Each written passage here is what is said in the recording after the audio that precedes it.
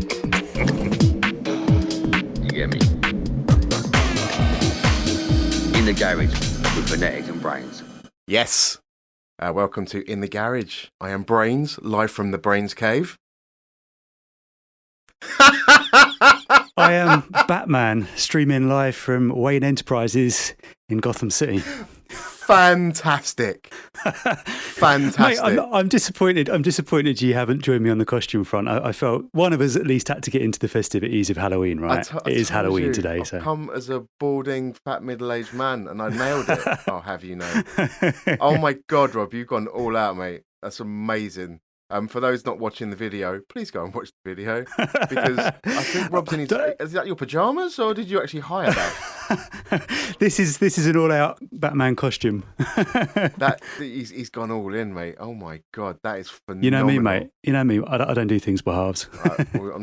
We're still going to call you Rob throughout this thing. I'm not calling you Bruce or Batman or mate. Dark Knight. Mate, I did toy with the idea of just trying to convince you that, this is my actual true identity and that I've been keeping it hidden all these years. That would have been controversial for the podcast, wouldn't it? I always saw you more of a Dexter than a Batman. You're more like a kind of chop people up and secretly dump them in the water than go out with your batarangs and your Batmobiles. Do you know what? In an ideal world, maybe I'd be somewhere between the two. Like, I feel like there's a gap there, isn't there, for a superhero that's kind of between. Well, see, I consider Dexter a superhero anyway, to be honest. Is this your way of telling me you're rich? Mate, I wish I had billions. So, been a bit of a mental month all round, I suppose. I've had an action-packed one personally. Been doing all sorts. How about you? You've had your dog eating your house as well, by the look of your Twitter stream. Why did you have to bring that up? My God, honestly, I would never hurt her because I love her to death, but I had the right hump with her yesterday. I shunned her yesterday because she completely chewed up one of my headphones. It's gone back off the Samsung today. Fingers crossed. But positive stuff. I got to go on holiday this month. I did my first abroad. Went to Lanzarote. Got a tan that's already gone. You can see. I was loving the picture. The one picture that I did see of you on the scooter. Oh mate, brilliant. I saw. See, if anyone's following us on the socials, they'll have seen the cartoon of us.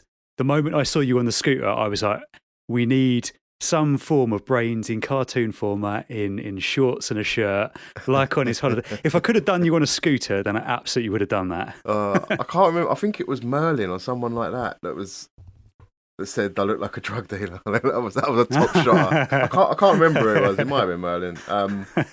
Big up everyone that saw me dicking about on a scooter. It was ridiculous. You pay like €7 for a scooter, me and the missus, and the cab ride would have cost €5. So overly expensive, waste of time, but a lot of fun. Oh, mate, went on holiday, got to be done, hasn't it? Yeah. I haven't been to Lanzarote in a while, but I did go there a while back, and it was more expensive in general than I had anticipated. This is obviously pre-lockdown and everything. This is going back a few years now, but... I mean, we went all inclusive, mate. Like we did go out, but most of you just have to booze in the hotel, and it makes it cheaper all round. It's the way to go for sure. Definitely. How about you? What have you been up to since the last show? Anything interesting? Yeah, busy.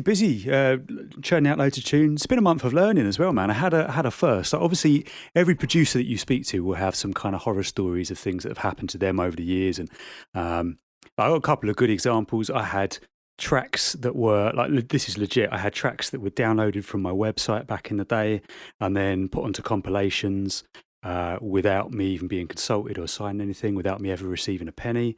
I've done remixes for major labels. I did a remix on a top 20 release that came out and was credited to me. In fairness, it was the Phonetix remix, but then, like, when you actually clicked, the way the metadata had been entered onto the system, the tune actually linked through to somebody else's profile, so some other cunt got all of the streams from the remix I'd done. I've had stuff like that happen before, and that kind of is part of the parcel. You kind of expect a bit of that with all the sharks in the music industry, but this month I did a remix, and I just outright wasn't credited at all, just nowhere, no mention. I'm not going to name names or call anyone out because it would be a bit unprofessional of me. But, you know, suffice to say, I wasn't too impressed with it when it comes out and it's just like, you know, like even if the metadata wasn't entered and it didn't click through to me when you clicked on me or whatever on socials or whatever, I would be fine with that if it said Phonetix remix in there, but just nothing at all. I was like, what the fuck, man? I mean, things do get fucked up. I will say that much. There's one tune that's in the list later that we've got that I know when I looked at it on Juno, it didn't properly credit the remixer, and I think it's because like you see it every now and again, they fuck up the way that they've entered it. But you may have just straight up got shafted, and if you're being a nice guy for not calling them out, I hope you didn't get shafted. Yeah, I mean, I don't know. I went back to them and was just like, on the day, obviously I saw it and I was just like, you know, is there any chance you can have me in fucking credits in somewhere? Like if it's not going to go down as you know, my name on the remix at the end, at least have it so that I'm tagged so that people can click on it or go through to me. And I don't know, I got this really strange email back saying, oh yeah, no, we fixed it. We use XYZ distributor, they're a bit long on fixing things. And then a week later, I got another email that was just like, right, it's all sorted now. And what they've done, you know, when you go on a Spotify, if you right click on a track and go show credits, it will show you like who the writer and the producer and that kind of thing is. So they've obviously amended the metadata so that if you go onto that track and right click on it and go show credits, it says, you know, producer, and I'm credited as a producer. But what sad bastard does that other than us? Do you know what I mean? Like, I don't. In 2021, I think it's fair to expect that if you do a remix with someone, it's either going to go out as whatever the track title is, and then your name remix in brackets afterwards. Or if that ain't going to happen, you need to be credited properly in the metadata so that your name is listed as one as the. Do you know what I mean? As one of the artists. So you're at least noted somewhere where people don't have to manually click and go, I wonder who produced this, because that's a small niche of people that actually bother to do that, isn't it? Hey, music is shark infested waters, mate. Indeed. Good luck with navigating learning, mate. Yeah. They don't know they're fucking with Batman. That's the thing. Do you know what I mean? If they knew, if only they knew. Right. Well, Mr. Batman, shall we get into our top 3 showdown and start talking about the Brand Spankers' new music? Absolutely. Well, you say Brand Spankers, but my first pick is, I don't know, it's probably like a month and a half old. I feel like a bit of a cunt for not having mentioned it last month. But see, I saw you play this because you played this on your show a while back. Mm-hmm. And actually, like, me and you talked last month about distribution models, right? And the downsides to whether certain tunes go onto certain platforms. Well, this tune isn't on Beatport. So I think it's one of those ones where I would have picked it up had I come across it on Beatport. But it was only in the following weeks, like after we'd done the last episode of the podcast, that I was on Juno and I spotted it. And I went, oh shit, like that's obviously one of those sort of anomalies where it's gone on to some and not on the others. So apologise for not having flagged this sooner, but you know, the second I did come across it and pin down, you know, that it's available, I was like, right, that's getting discussed on the show because I love the vibe. I'm going to shut up because I'm fucking ranting again like I always do. We'll talk about it afterwards. This is a track called Cart and it's by an artist called Claybrook.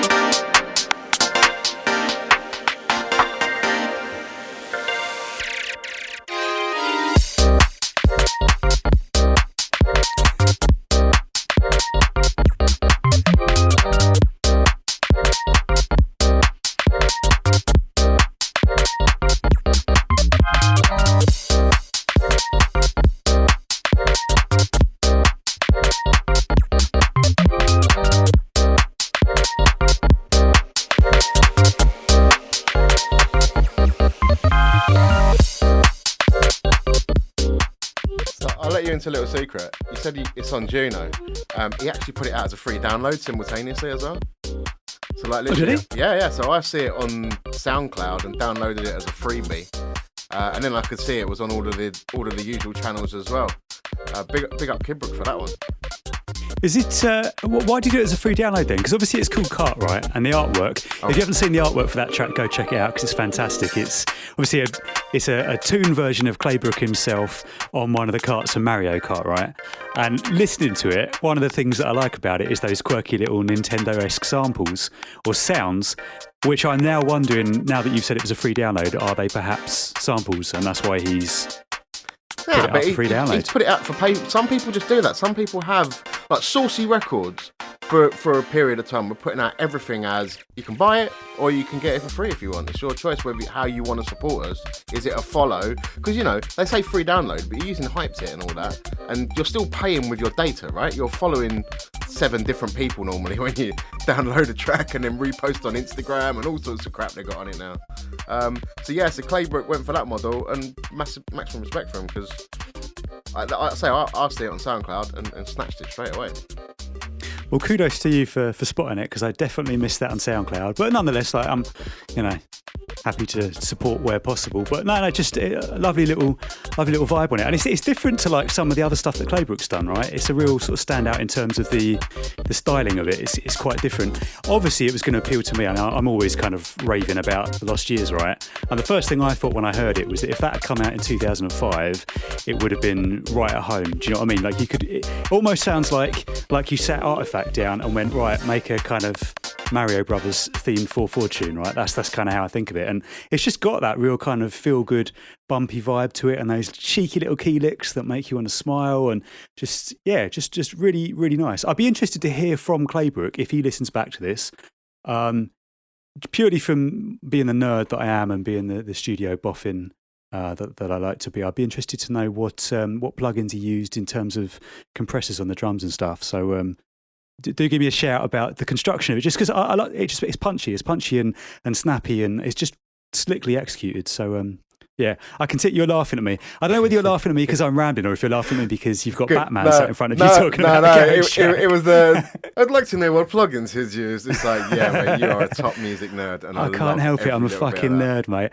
Do you know when it was playing, I wanted to bop a little bit more. I wanted to get more enthusiastically into it, but I can see my visual on screen next to yours, and I feel like it's not befitting of Batman sat in front of Gotham City to be properly bouncing. So my reactions and dancing this month, I feel are going to be somewhat reserved compared to normal.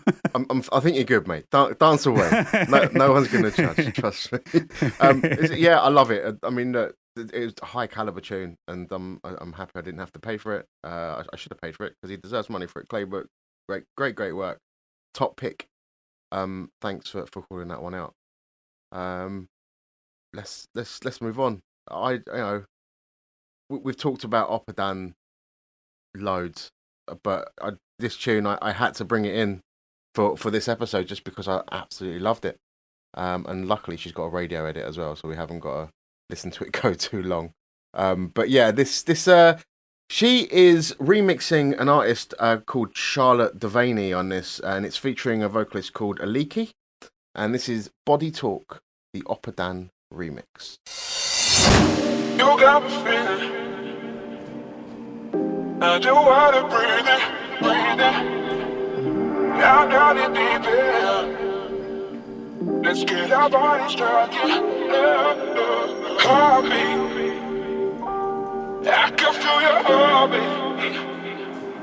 Yeah, it says you love me, but you gotta show me. Let's have a party, conversation is moving. You ain't gotta take no pulling on me. Now you got me,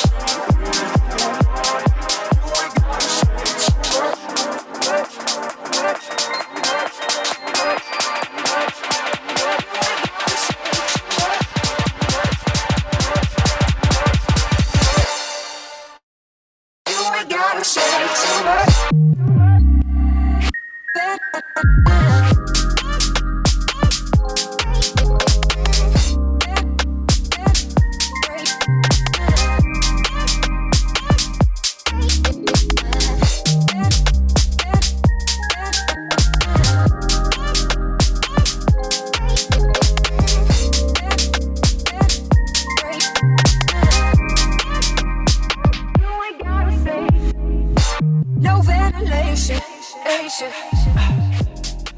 Absolutely stunning.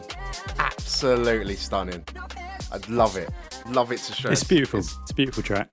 Like, just, I mean, where do you start? Like, it's that I think it's mainly the drop, like the way that the bass line comes in on its own, and it's a lovely bass, and then the smooth two-step kicks in. You know, you've got the sounds in the background that are just nice. The vocals, like, you know, it's not offensive. It's not like an amazing piece of singing, but it works with the track brilliantly. It's Oppidan does it again, like just phenomenal talent. Yeah, agree with all of that. It's super slick, really, just so soulful. Soulful is the word I think I'd pick for that one, and just a real nice kind of laid back vibe. I like the way it kind of builds and then it drops, and actually it's almost a red herring, because first time I listened to it, I didn't expect it to drop into what it did, but I was so pleasantly surprised that it did.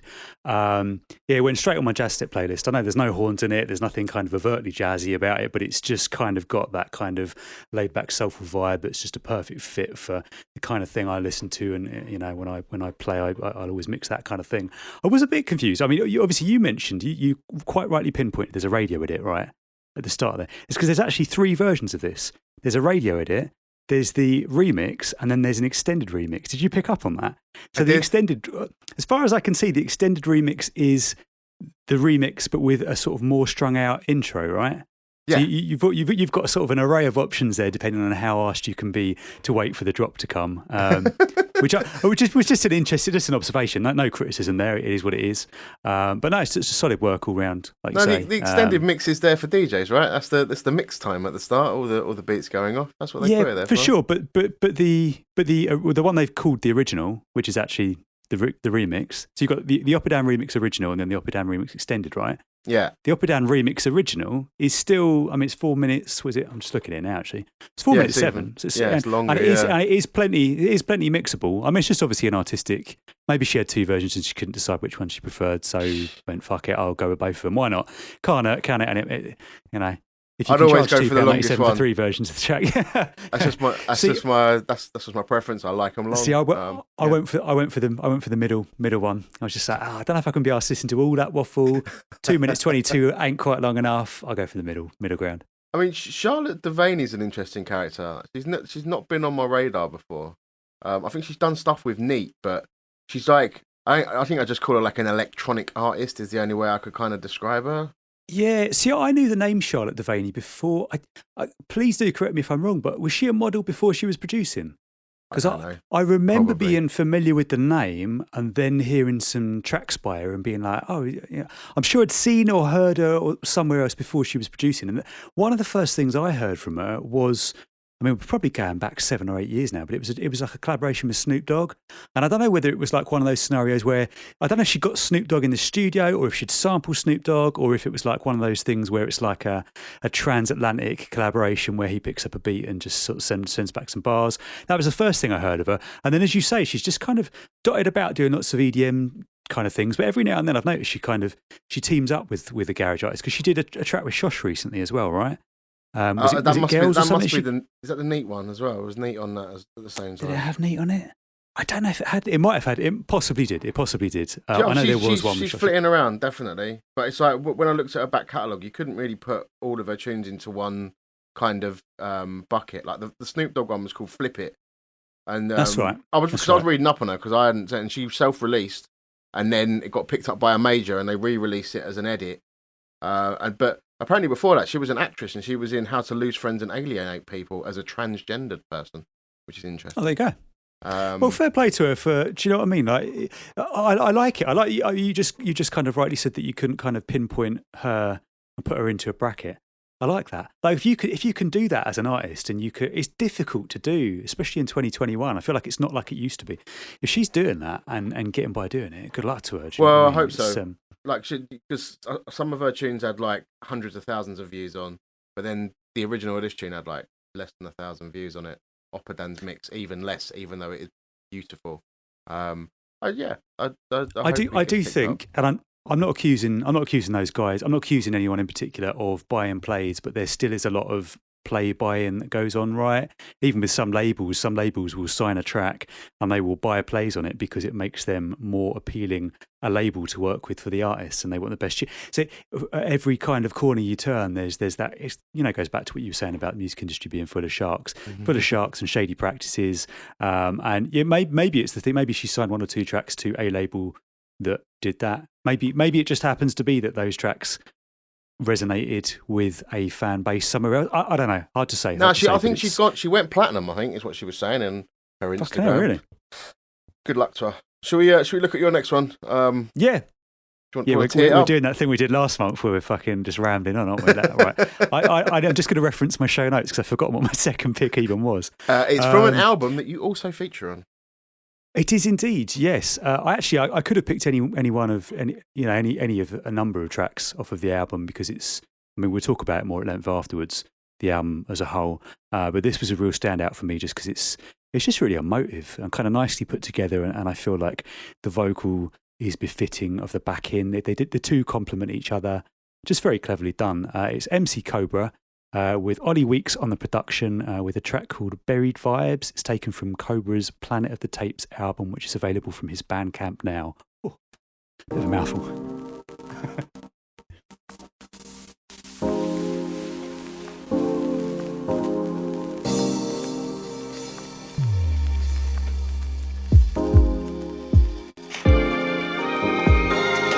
Every now and then I look back, come across a beat that must have been whack. Couldn't find a vibe or didn't finish a track. Good or bad, these tunes they would lack the backing from a label, cause they were never heard. They got swept under the table, while everything else remained stable.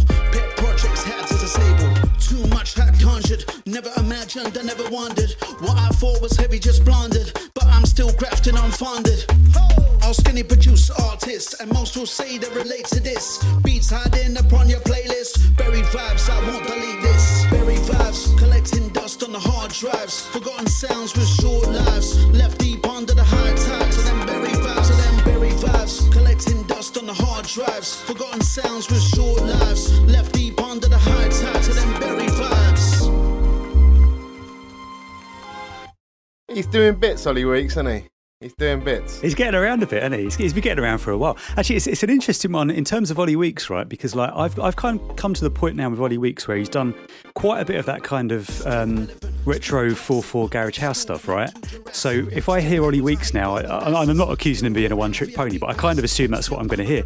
So when I heard this, it completely threw me and like it really pleasantly surprised me in a nice way because it wasn't what I was expecting, but actually it's really nicely done. In terms of the album as a whole, like I can't sing its praises high enough. And obviously I've worked with Cobra a bit over the years. He is a mate. And he said to me some time back about, he had a sort of concept in mind for an album. And would I be interested in producing a few tracks for it? And I was like, yeah, of course, what are you thinking? And he said to me, I basically want to do like an underground two-step album. And I kind of frowned at him and I was just like really, like in 2020, I couldn't see his vision. Like I didn't know how that was going to work, and I must admit that he made me eat my words because he said to me like in terms of production, send me a few bits that are kind of styled like this, which I did, and he said I've been speaking with Ollie Weeks and BWK and a couple of other producers, and he went away. And he came back to me with this album. I listened to it and I was like, fucking hell, mate, you got something really special there. Because like as a whole, as a body of work from start to finish, it's very listenable. Like it really is kind of reminiscent of days gone by, of like a forgotten era of garage. Do you know what I mean? Like you could almost line it up. I think if I was going to make a direct comparison, and actually it's a weird comparison to make because it's not like a garage album specifically, but do you remember Dynamite MC put out that album? I was just trying to think what year it would have been, 2003, 2004, and it had some production by Wookie, it had some TNT productions, and I think Rush the DJ was on there, do you know what I mean? But it was like a blend of garage and drum and bass, but that album really had the air of, I'm Dynamite MC, I know what beats I want, and I'm going to say what I want on them, and I'm going to make an album of it. And I think that was what was so endearing about that album, that it was distinctly him. And Cobra has somehow managed that with this album because he's gone, right, I want to do an album that's sort of, it's a retro two-step album, and he's done it, and it's blinding, and some genius has done a great job mixing it down and mastering it as well, which has obviously helped. It's just an all round. I mean, this track in particular, Buried Vibes, is a standout for me. But I could have picked. Obviously, I produced a few tracks on there. There was a few that BWK produced. I nearly picked a couple of those. I'm in an hour in between On Air, Planet of the Tapes itself, and this one. This one happened to be the one that grabbed me the most, just because it kind of had that kind of real nostalgic, sentimental feel to it. And I feel Ollie and Copes did a good job of kind of capturing what he was trying to get across in the project. I'm sorry, I'm rambling again. No, you're not. It's cool. It's like, emotive. He was part of it, and it's a great album. I've played a few tracks off of there.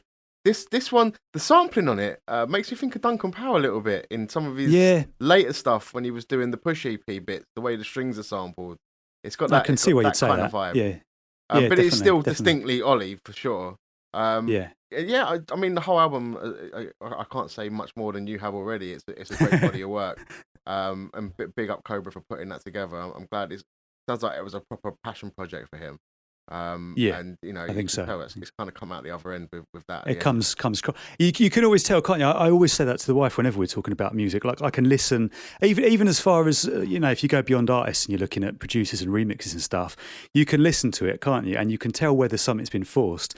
And that's why, like, whenever I'm taking on remix work these days, and like obviously like the Strictly Flavour and Andy over at Downplay will tell you, like, if they come to me and they're like, "Do you want to remix this?" I always will say, I have to hear the track. And I have to know whether I'm feeling it, because if I try and remix something that I'm not feeling, you can hear it from a mile off. It sounds forced. Do you know what I mean? And you can spot that with many different people. And like, yeah, as you've rightly said there, like obviously this is what Cobra wanted to do. He's approached it his way, and yeah, the passion definitely spills out of it. Great work, Cobra. If you haven't caught it, it's in all of the major platforms right now. Planet of the Tapes, right? Indeed, it's not. You say all of the major platforms. Me and Cobra had words on this, but it's not because he obviously listened to our last podcast and he was just like, "Oh shit, it's not on Beatport, it's not on Juno, but it is on Amazon, it is on iTunes, it is on Spotify." So if you look for it, you will find it. I think he's got a Bandcamp page as well. So support the artist. Go put a few quid directly in his pocket because he's gonna do a lot better from that, hasn't he? But strongly, even if I wasn't on it, even if I wasn't part of it, I would be recommending it. It just so happens that I also you suddenly put my stamp on it whilst I was at it. well, speaking of Bandcamp, nicely brought up there. This next one that I have chosen, I think you've said that it's only available directly from his Bandcamp. As far as I can see, I couldn't find it on Juno or Beatport or any other service. So, well, I mean, he sent it to me directly, so I'm one of those wankers. But I'm just going to bring it in. It's all about the drop on this one. This is Para, back again in the top 6, and this is a track entitled Be Mine.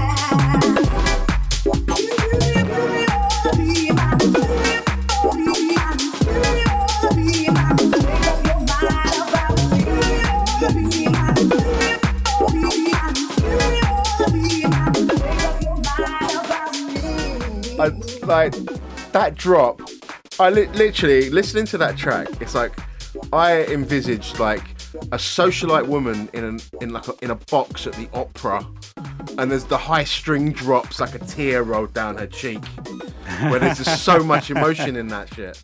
Like I don't know where he got that sample from. I really hope he played it himself. But amazing. Like just the way that he put that into a 4/4 track like this. And then he's obviously got the classic sample from Cloud9 in there, and then here he's got Colour Me Bad just randomly chucked in there as well. And you're not like, oh, that's so like random and shit. It's all amazing. Like it's obviously Para's high quality as well. What a tune! Cheers, Para, for just giving me emotions up and down on this. Like, fuck. That string sample before the drop as well kind of accentuates because when it does drop in, it's got a very it's like that chord sequence is like it's very happy, isn't it? It's kind of a major chord sequence, and like it's a stark contrast to the strings, and it's very cleverly done the way he's done that. But that is Para through and through, isn't it? It's just that very clever build up, and then you've got his trademark sounds in there, that kind of that wonky bass that he likes to use, which I love, and which sounds wicked on a big system as well, by the way. Props to Para. I realised I was going back through the old show notes and that whilst we were listening to that. I think he's the first person that we featured on consecutive shows, because we talked about one of his singles last month, didn't we? And he's had a strong month. I know I had more shortlisted. I had, I can't think what the name of it is. Is it Lose Control that's out on Steppers Club? It's Steppers I think it's Club, Lose Control that's out back and with Body Bag as well. Body Bag. Yeah. I had that on my list. And I also had the one that he's got out on Upcycle at the moment with Leanne Louise and Daps. Had that on my list as well. He's had a storming couple of months. So big up, mate. Thank you for spoiling us with all the quality music. And this is it's a great one to pick. All of them went on both. I went because I went away on holiday. I had to skip a radio show, and then that meant that I had a month's worth of work, like of music that I hadn't listened to, and I literally drove myself insane for about 3 or 4 days solid, just going back and listening to a whole month of brand new garage, and it was torture. I'm not going to lie, it was absolute torture. And I come out with a kind of 4-hour set that I split over 2 shows. Last Saturday, I did a 4-hour solid mix last Saturday. I did 2 hours of it on Reddit and 2 hours of it on Sub, and all of those power tracks. So Be Mine, Body Bag, Lose Control, and the one with Daps and Leanne Louise. I played all of them. Like just that was in my short. That didn't make the final 10. The Daps Leanne Louise tune. I didn't want to go too para. But that's a very well done track as well. Just great work all around, Para. Just keep for sure. That track on Upcycle with Leanne Louise and Daps, if that was 20 years ago, do you know what I mean? That's chart material, isn't it? Do you know what I mean? It's just all just very slickly done. It's very sing along, very catchy. It's brilliant. So can I just go back to you, because you just say you did 2 hours on Sub and 2 hours on Reddit? That's correct. See, you've got your Tune Pusher thing set up, right? And you obviously played on Reddit my Jazz Step mix of Sweet Love, right? Yeah. Because I seldom listen to your Sub Jam show live. I usually go to the playback just because that was exactly why I thought it didn't matter where I played it, right? So I went on Sub and I was just like, I listened back to the show and I was like, that's weird, because I got the Tune Pusher thing through that said he played Sweet Love, but it's not on the show. Like, not that I was angry about it or anything. I was like, I wonder if he inputted it incorrectly or something. I was going to mention it to you, but obviously you played that on the Reddit thing. Did you watch the YouTube video? Is that where you was looking? On Sub, because I haven't uploaded it to the Sub archive yet. It's not on there. I listened on SoundCloud. Oh, well, okay. So on SoundCloud, I've only put on the Reddit show, and then the Sub FM show I'm going to put on today. After we record this, that's going up as well. So it's probably going to be in that one. Oh, whatever one you put up, I listened and I got myself confused. Not that Don't takes worry. much these days. There's stuff coming. Good on you. Good on you anyway, mate. It's all good. It's all good. See, some of it is because I've got Patreons. Because I've starved them for a month, and they kind of give me money to support me. I've basically done the 4 hours. I give them all 4 hours at once, and then in the podcast feed, you get 2 hours last week and then 2 hours this week. Then obviously you're going to get another 2 hours in a week's time. Just kind of space it out a bit, and fair play. Distribute the content a bit more thinly. You're lucky there's so much quality music around at the minute, eh? Should we jump into the next one? I've got a lovely one lined up next. I slept on this album. I did listen to it and I slept on it. I just decided it weren't for me and I need to reevaluate my life. Please tell us all about it. Do you know what? I didn't consciously pick it out either. I think it picked up. I think I was in the car and I had Discover Weekly on Spotify and it threw it out and I was just like, I think I'd done the same thing. I'd glossed over it and it played me this track and I went, oh, it's really beautiful. And then kind of went back and retrospectively looked at the album and was just like, oh, it's great. This is, I've got to give him points as well. Part of the reason I picked this, a tiny part of the reason I picked with this is because it's one of my favourite artist names ever. This is Ross from Friends with a track called The Daisy, and it's taken from his album Tread, which is available now via BrainZ.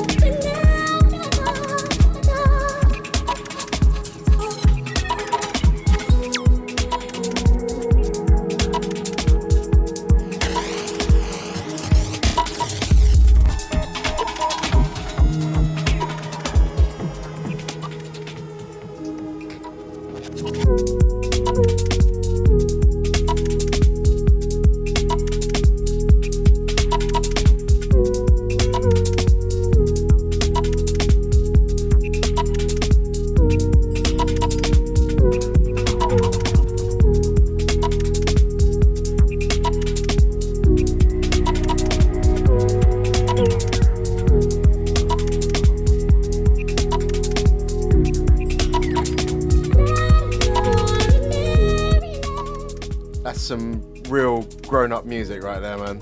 It's another one that's just like much like the last one. It's just very sort of emotive and kind of has just sort of a sentimental vibe to it, doesn't it? Like those little vocal cuts and the way he's done that, and it's just lovely. And then those chords coming, I saw your face change when, you know, on that kind of drop and those lovely chords. It's just, I don't know, it just makes me feel all warm and tingly. I driving along, I think I was having a manic day, and that popped up on my Discover Weekly, and it just immediately kind of soothed me. And I was just like, oh, do you know what? All is right in the world. It's cool. It's cool. I'm going to go and grab that when I get home, and I'll be happy.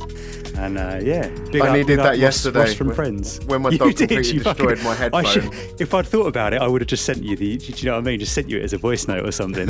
Should have done, shouldn't I? Yeah, next time for the next thing she bloody destroys. Mate, Ross from Friends. What? It's just, yes. So this has got the whole album. It had so many tracks on it, and I saw it, and it's difficult sometimes because when sometimes an artist puts out a body of work, you get some of those albums where it's just everything they've got on their hard drive they've chucked out at the same time, and you don't know whether you want to spend time going through all of that. And I still try to, and it sounded very kind of like future garagey, but not too much trying to rip. Well, it wasn't trying to rip Burial at all. It's very much his own thing, and I felt like I would have been completely in love with this 10 years ago. I liked it. I liked it, but I was like, there's not too much of a place for this in my sound. I'd put this stuff on like the outro of my show maybe nowadays, and I already had like a banging outro for my show, so I was like, right, I'm gonna pretend like this album doesn't exist, and I wish I didn't, because this tune's phenomenal. Absolutely it's phenomenal. an interesting point you raise about. I mean, I don't know. I don't think you're trying to say that it sounds dated. No, not at all. But it's an interesting point that you raise about like where does that fit? Because you've got a few artists like this guy, and also like Poolside Convo and Pocket, who I'm always raving about. And I love the music, but yeah, I get what you're saying in the sense of I listen to it and I don't know where it falls. And in one sense, that's a nice thing, right? Because like Ross from Friends, he's got a good following. He's touring at the moment, right? So he's obviously, he doesn't need like a scene to kind of fall into with that music. But like from the DJ's perspective, like where do you find a place for it? And I don't know, it's kind of symptomatic of the music and life in 2021 that we like to kind of pigeonhole and bracket things, right? And we shouldn't. And like tunes like that are a prime example of why. There's some great music around, like, you know, by numerous people who sorry, I'm rambling again. You're not rambling at all, mate. I completely get what you're saying. I obviously bear in mind as well, when I tried to listen to this album, it is after I'd been listening to 4 weeks worth of brand new garage, so my threshold was lower than usual for patience. Yeah, for real. I think that's what I'm kind of trying to say. It's not a criticism, and I absolutely applaud people for doing their own thing and going, fuck it, I'm going to make this kind of beautiful, wonky music. My concern for them is that it makes it easy for people who are kind of like diehard fans of a niche genre like garage. It kind of makes it a little bit easier for it to get missed or overlooked. Do you know what I mean? I think like the fact that you kind of, like you said, you kind of overlooked it is a good example of that. Of like, fucking hell, like you're the most diligent person I know in terms of new releases. If you could miss something, then do you know what I mean? It's, but yeah. I mean, we've kind of gone off the radar there, chatting about that. Like we started talking outside. You know, in terms of the tune itself, though, it's just fantastic. It's just a beautiful piece of music. Oh, it's lovely. It's great work, Ross. I'm going to go back and listen to the rest of the album and make sure I didn't miss anything else off of it for sure. Have you assumed his name's Ross as well? Because I just assumed his real name must be Ross, and I looked him up just because I was curious. I was like, where's that? I wonder where he's got that from. But he's not. His name isn't Ross at all. No, of course. It's just literally his artist name. But it's easier than saying Ross from Friends over and over again, you know. Ross from Friends, if you hear this, can you just let us know? Like, I mean, obviously he's a Friends fan, I'm assuming. I'm curious as to why he picked that as his artist name. It's hilarious. Great. It's hilarious. It's great because it makes you remember him, isn't it? Yeah. You know, straight away. We got all the way through talking about that tune without doing one poor taste, lazy Friends reference. Congratulations to us both. Let's pivot onto the next one. Fail. So I'm so glad you picked that tune, because it's grown up garage. I like to think it's grown up garage. It's forward thinking, very modern. The next one that I picked as well is a complete kind of just I don't want to call it an ego wank, but it is It's very much not your standard garage. It's if I was to pigeonhole it, I would say if Cafe Del Mar back in whenever did garage, this is the tune that would come out of it. It's one that I found on my travels. I'm going to have to completely butcher the artist, the album, and everything. It is by a French artist from Paris called Tour-Maubourg. It is from an album. The original was from an album called Paradis Artificiel, and this is the remixes of that. And this tune is called L'Invitation au Voyage, and Wayward is on the remix. Fucking nailed it, mate.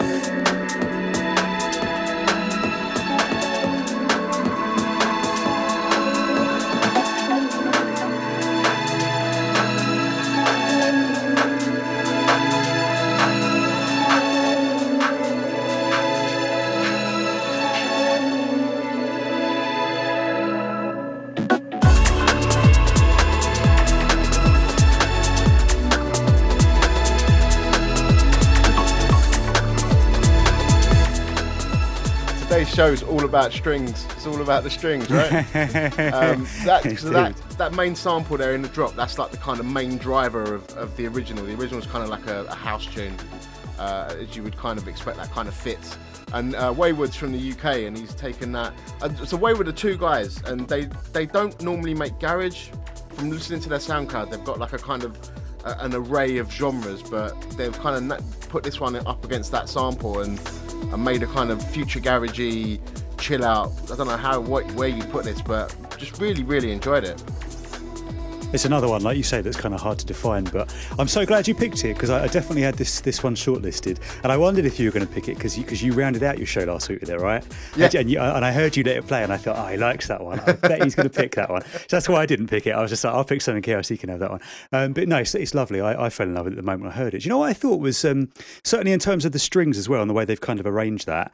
It kind of has like shades of high contrast in it. Yes. Do you know what I mean? You could you could do a drum and bass version of that track, and it would just sound like you put it out in hospital back like 15 years ago. Do you know what I mean? It would work beautifully.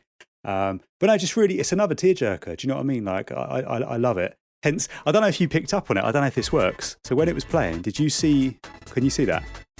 No, what is that? No, hearts don't pop up on your screen. I was going to say Skype's got that feature in it where you can click react and you can click love. So I did that when it was playing, and loads of hearts bubbled up on my screen. I was like, I don't know if that's going to filter through to your OBS feed. It doesn't come through to OBS. We've just got the Dark Knight in front of his city that he protects.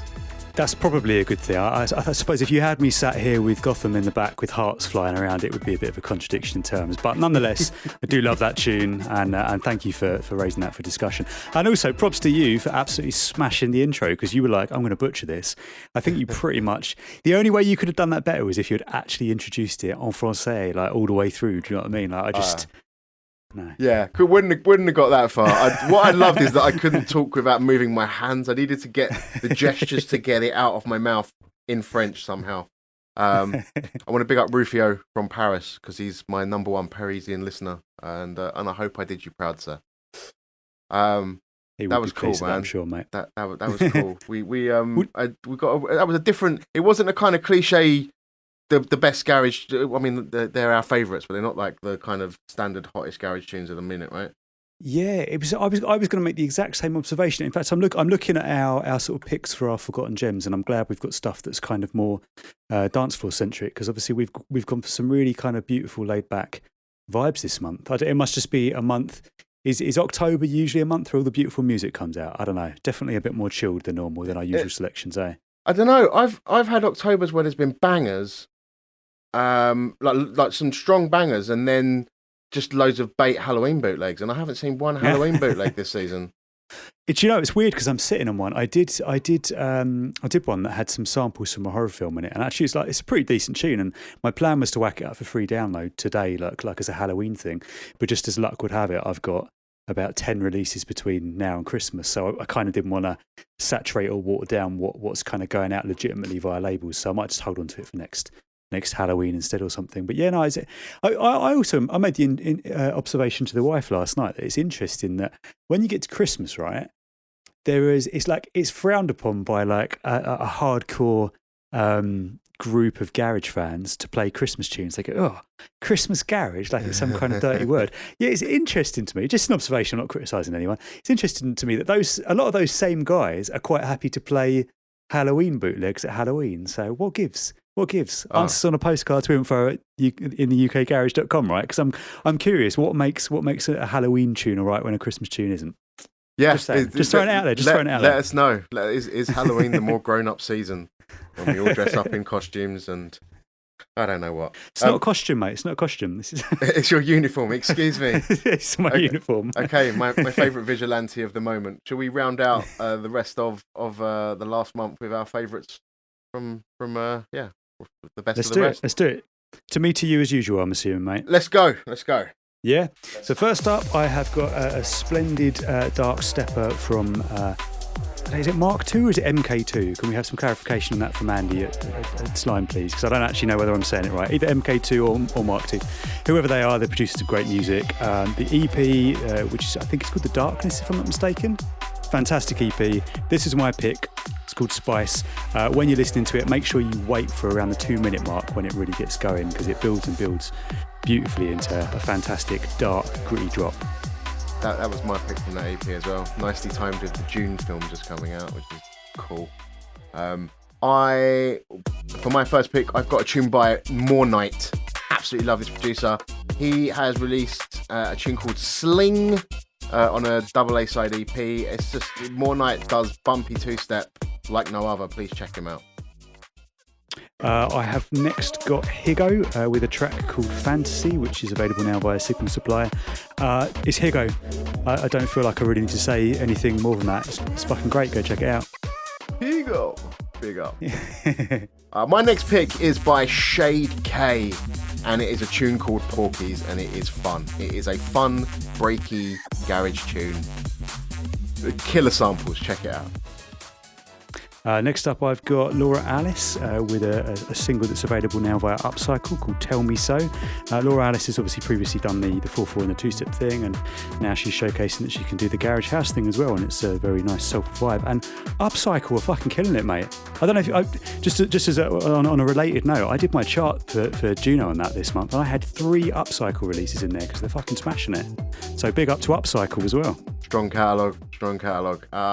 I've got a remix of a tune by Eric Mark. The tune's called Brace Yourself, and Nightblock is bringing the two-step vibes on this wicked tune. Not much to say on this except you need to have a listen. Next up, I've got Wolves' TC4 with a track called Fuego. I think I'm saying this right. Fuego? Yep. Fuego? It's got to be Fuego, right? Yep. It's just a lovely blend of sounds that, it is topical, but equally, if you'd kind of dropped it in that era of garage where things went a bit darker, it's kind of got that retro kind of garage housey type beat, but with lashings of heavy sub bass, and just gets in your head. I love it. Mana big nutty mana. Love a bit of TC4. My next pick is from Skepsis. He's released like a whole album that is so strong. This is the two-step number off that joint called Pisces. It is the strong two-step track off of the album. Please check the album out as a whole because there's a body of work. It surfs genres, and then Leng's hard. Big up. You love a bit of Skepsis. I You love him. A bit of I love him. You mentioned Skepsis last month as well, I think, if I recall right. Yeah, he's Top wicked. stuff. Absolutely wicked. Another one we mentioned last month was Depsky, actually, and he's since released another one of his soulful jazzy two-steppers. This one's called One Spliff. A bit more of a somber affair than the last one. Real kind of laid-back vibes. It's fucking great. Go listen. Listen while smoking one split. So this one, to the original of this tune is banging. I think it's Wonder. We've lost all the vowels out of their artist name, featuring Omar Noir. And it's a tune called Girls. D-Tune's taken to it to do a cheeky little remix, and his remix makes the original better. They're both amazing together side by side. Check them both out. Nice. Next up I've got Phonetix with a single here, my alter ego, my daytime it's my new single Anywhere, which is available now via Strictly Flavour. Just picking up where I left off with my last Jazz Step release. It's Jazz Step goodness. If you like my vibe, go check it. Wicked things. My next pick, we featured him in the top 3 last show. He's back again on Downplay Records, Angus Green with a 4/4 EP. This one I've picked off of it. It's called Get the Floor. Wicked EP, 4/4 stompers. A bit of nice and ripey vibes in there. Definitely check it out. Big up Andy Bizzle, as always, all the gang. That EP is exceptional. It's absolutely exceptional, and I did message Andy to let him know. In terms of the pick, I love the one that you picked. I actually liked. So there's 3 tracks in there, right? I'm just looking it up quickly whilst I'm gassing to buy myself time. There's 3 tracks on there, and I really like the third one, which is almost like a throwback. Sort of really early 80s garage stroke disco track, right? It's the type of thing that I would, what's it called? Please Be Feeling Like I Do, right? If you gave that to Larry Levin back in the Paradise Garage days, right, he would have been all over that. And I love that he's kind of done this topical take on that kind of classical retro US garage sound and just found a way to get it onto that EP. Beautiful. Anyway, Big up the Aussie crew. I'm going off piste here. My last selection was by One Dark Martian. It's his new track called The Game Never Ends. Have you heard it yet? No. Go check it out. It's brilliant. It's a real toddy one, because obviously some of Brad's work is a bit more toddy, some of it's a bit more out there. It's a bit more of a toddy one, but it's sublime. It's really slickly done, as one would expect. Lovely vocal sample in there to round it off nicely, and it just gets me feeling good and rolling, man. Nice. We'll definitely cop that one as soon as possible. My last pick, I think we featured this person before, Oso, from the US. Latest track is entitled Murmurs, and it's just wicked, high caliber garage, and I love that it's coming out stateside. So big up Oso. Check that one out. I think that is our final round out of the 10. Don't forget, all of those tunes will be added to the In the Garage Recommends Spotify playlist, and you can grab that from intheukgarage.com/recommends. All of the ones that are available on Spotify, but I'm looking at the list now and there's at least 2 or 3 which aren't. I'll sub them out with similar tracks from the same artists. Whoa, that also reminds me that I didn't big up my freebie pick, did I? So there was a banging bootleg that dropped it's like Bad and Bassy Records, that's it. By Ollie Weeks, and he's called it the Good, the Bad and the Bassy, and he's bootlegging the Good, the Bad and the Ugly theme tune, and it's a real fun tune. Big up Ollie Weeks on that. That got a little spin for sure. Right, that's it. That's for new music for now. Should we go back in time and talk about the glory days? Absolutely, mate. Yeah, no, we've got some kind of more up-tempo ones here to sort of compensate for the very chilled vibes we were playing earlier. My first pick is a Percy of mine, still to this day. It's a real standout from the lost years for me. It's kind of went out under a different name. It's been out under a variety of names, and we were going to discuss that afterwards, weren't we? But I'll just introduce it as per the Casual Beats final release, as it originally went out in 2005. Chunky Jackson featuring Kaz with a track called Some Kind of Fool.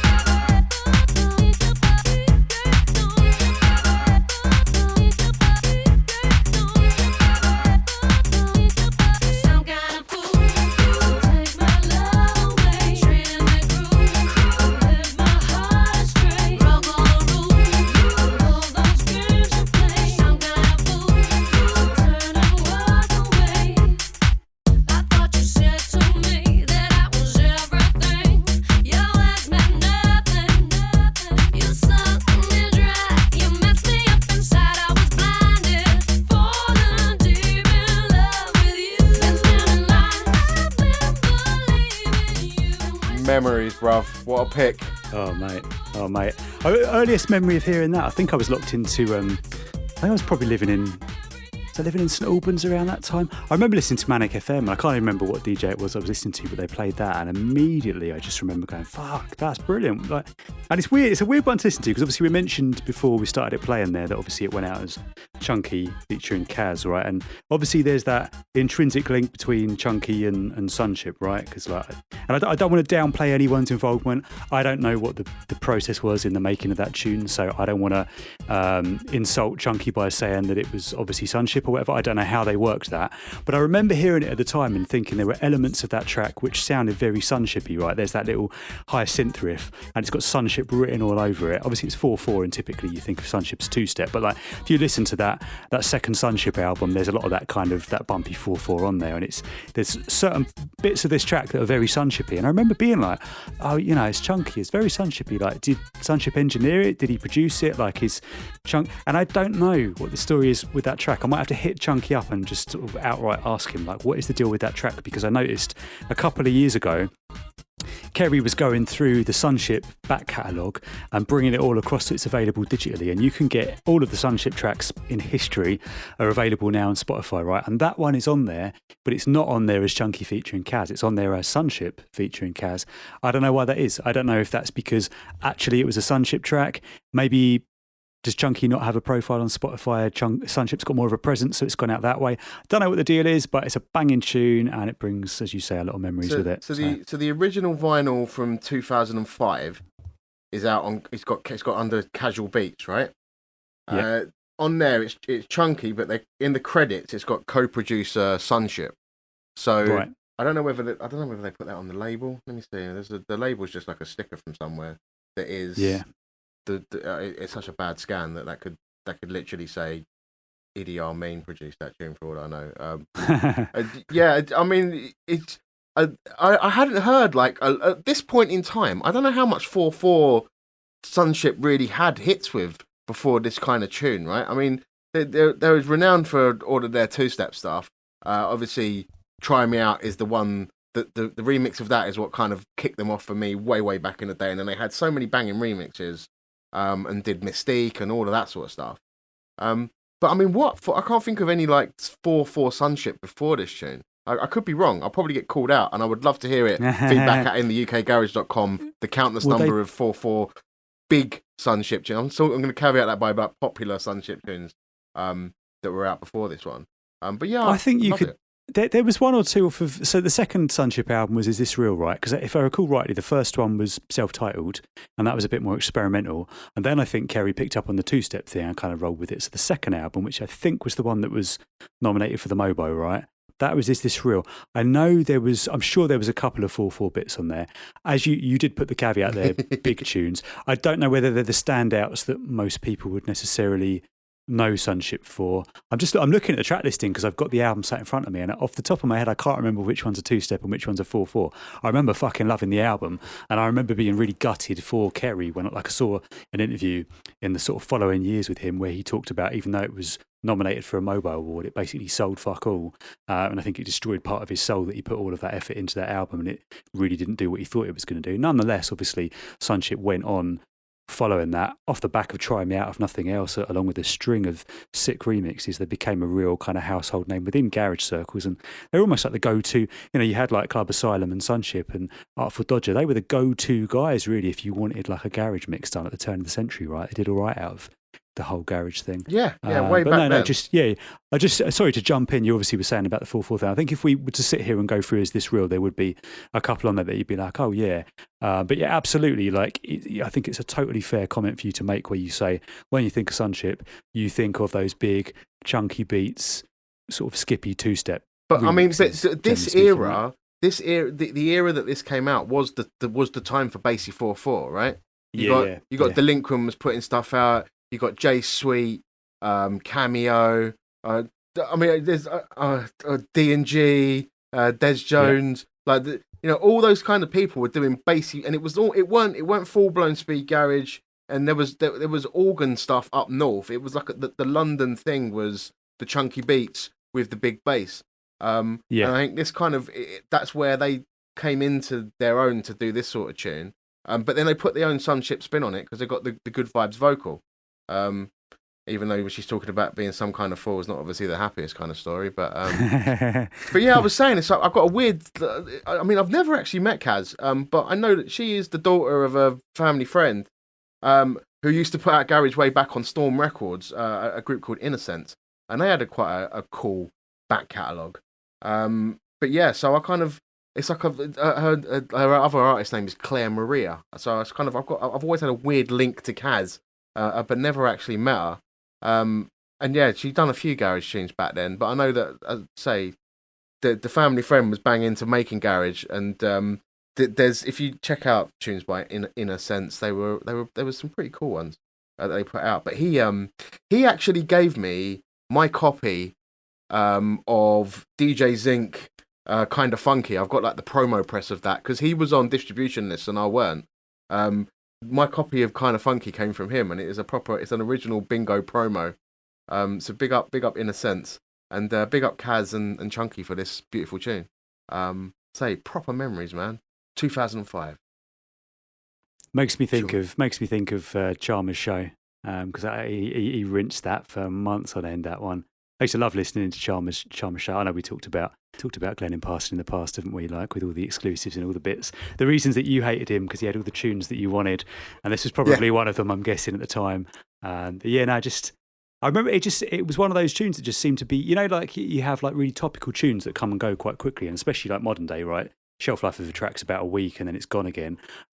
This one seemed to be around for fucking ages, and I loved that. It was a good one. I welcomed it.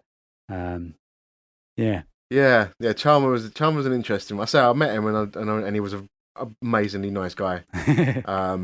But I think he went digital early, and that's where he had all the links. And you know, I was a vinyl purist back then. It's like, oh, CDs were the worst thing I could think of DJing on. How dare you take the purity of vinyl and boil it down to something you could send over email? Disgusting.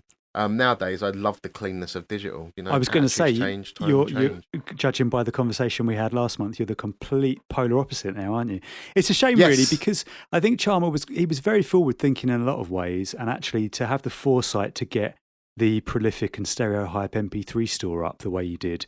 I think Ed Selector set that up to him, if I remember right. That was brilliant, but it was almost ahead of its time, and I think it wasn't only you. I think probably a lot of people were kind of opposed to it. It's a shame, really, that a wider. I know, obviously, we had like I'm trying to think. UDM did the UKGMP3.co.uk store, didn't they? And that did all right for a little while. I always thought it was a bit, it was a bit of a shame that kind of went under, because there was some tunes on there that you couldn't get anywhere else, and which you now can't get anywhere. I think really, if you'd had the foresight at the time when that shop was there and the stereo hype was there to just get the lot, you'd be laughing, because you'd have loads of digital copies of tunes which have now vanished into the ether. They had the links, but they didn't have the technical prowess to have a store that would last its life. I think they're probably using open source software. It was a bit clunky, and it just a company like Beatport or Juno that have got full development teams looking after a proper e-commerce website that's their own thing is always going to outlast a kind of scrappy upstart like that. And I guess UDM, rest in peace, right? That's not like it's just the way record shops went. Let's should we move on to the next pick before we get too sad about everything dying and going away? So one of the reasons that I picked this next artist is because it was flagged up I don't know if it was last week or the week before, that he's just called out that he wants to retire from garage, which is really, really sad. So I want to just go back to his kind of glory days, and then we'll talk a bit more about this tune, that era, and where he's going into the future. The tune that I've picked is a remix of a J Sweet tune, and the tune is called Going Through, and on the remix, doing some two-step business, we've got Mr. CJ Rain, straight out of Poland. Big up.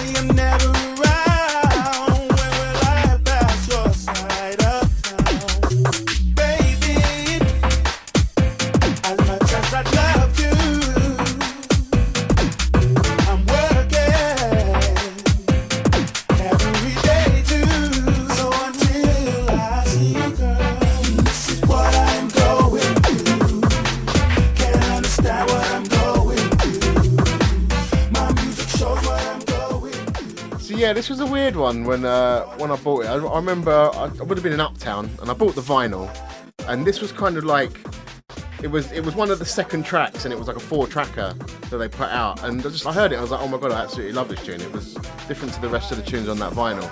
And if you like kind of listen back to the tune that it's actually remixing, it's a weird one. Like, you've got a delinquent remix of the original of this, which is just standard delinquent, bassline driven, like doesn't use much of the original elements. The original J Sweet version of this is like a kind of, it's like a grime step kind of speed tune with it's got the same piano samples, the same like bad VST trumpet samples in there. But what CJ Rain did was he's taken all them stems and put his own bass on it and just made a 2-step stomper. And I absolutely appreciate what he did to this. And he made, Aaron Soul is a great singer, and he's the one that brings the vocals on this, and it's a lovely vocal on this. I find this tune quite happy, and I've always enjoyed it from way back when. It's another feel-good track, isn't it? It's one of those ones that you can't quite pinpoint why, but it kind of makes you smile. It's a good example of what CJ is capable of, and I mean, I think it was last month even, or maybe the month before, we were actually discussing CJ Rain and saying about his body of work over the years and the kind of vast back catalogue of excellent productions that he's been he's brought to the table. And actually, I obviously we both big up sort of Andy at Slime, because he obviously gave us a heads up on that post that CJ Rain put up a couple of weeks ago saying he was throwing the towel in.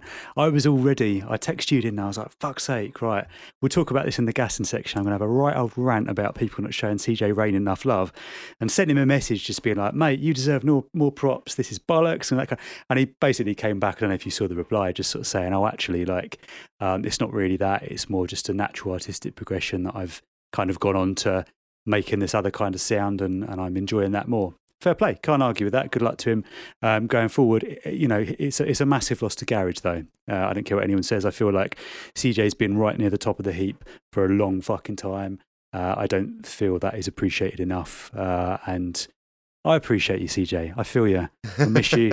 I'm sad. I'm very sad. I saw that Facebook post and I was just like, oh man, I'm genuinely gutted about that. Obviously people come and go, but like genuinely gutted, man. Yeah, it's a big loss. I mean, because it was last show we talked about the Newbies, which was the alias of Proton. And that's right. Proton and CJ were obviously mates, and they both came out of Poland together doing the garage thing. And it's got to be difficult for him. He's like, garage is UK garage. It's from the UK. You don't have to be from here to make it, but you're producing a genre that's popular. And I say popular, like nowadays it's a dwindling audience. You're producing a micro genre out of a different country where it's primarily listened to.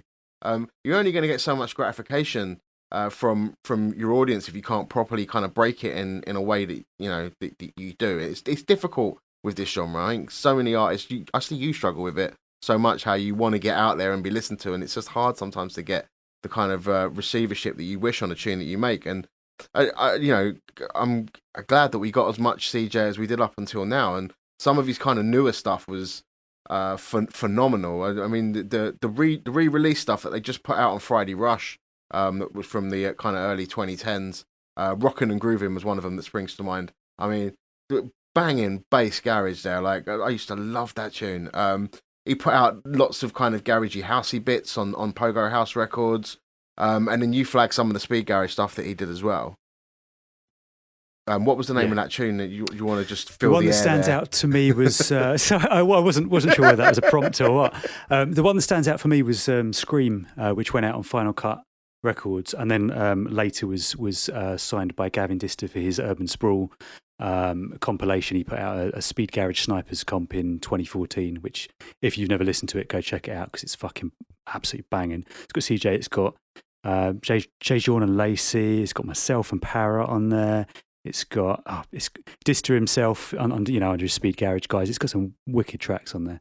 But yeah, like, it doesn't seem to. This is the thing. You pick out all these little sort of subgenres of garage that CJ tried his hand at, and there's not a bad example amongst them. They're all very slickly done. I think it's testament to how strong and talented a producer he is. And he's not making any more garage, but whatever he is making, he's going to be bringing something nice to the table for another audience. So yeah, onwards and upwards for CJ, and I'm sure the door will always remain open for you if you ever want to come back. Yeah, for sure. Or maybe we can do, team up with him, get a little Polish jazz step on the go. I don't know. That'd be epic. I'd like that. I'd like that a lot.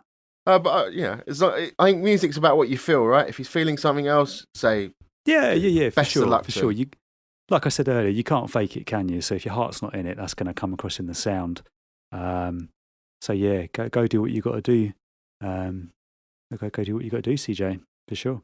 So I'm glad we got an opportunity to at least talk about him, showcase some of his bits, and say amazing body of work. Big up, Mr. CJ Rain. Let's come back into the present, and we can do some waffling, some gassing.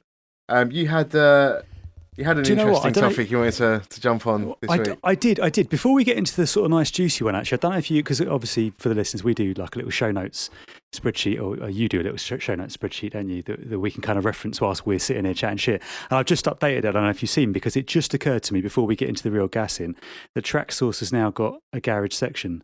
I don't know if you've picked up on that. Obviously, you've been away, so you might have missed that.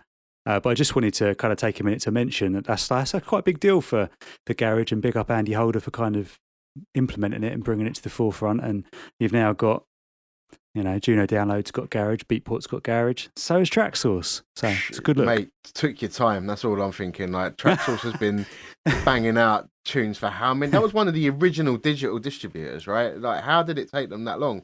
I think people didn't respect garage as its own genre. I think that's why Beatport probably slept on it for so long. I'm glad they've done it now, and I hope that pushes the sun to more people.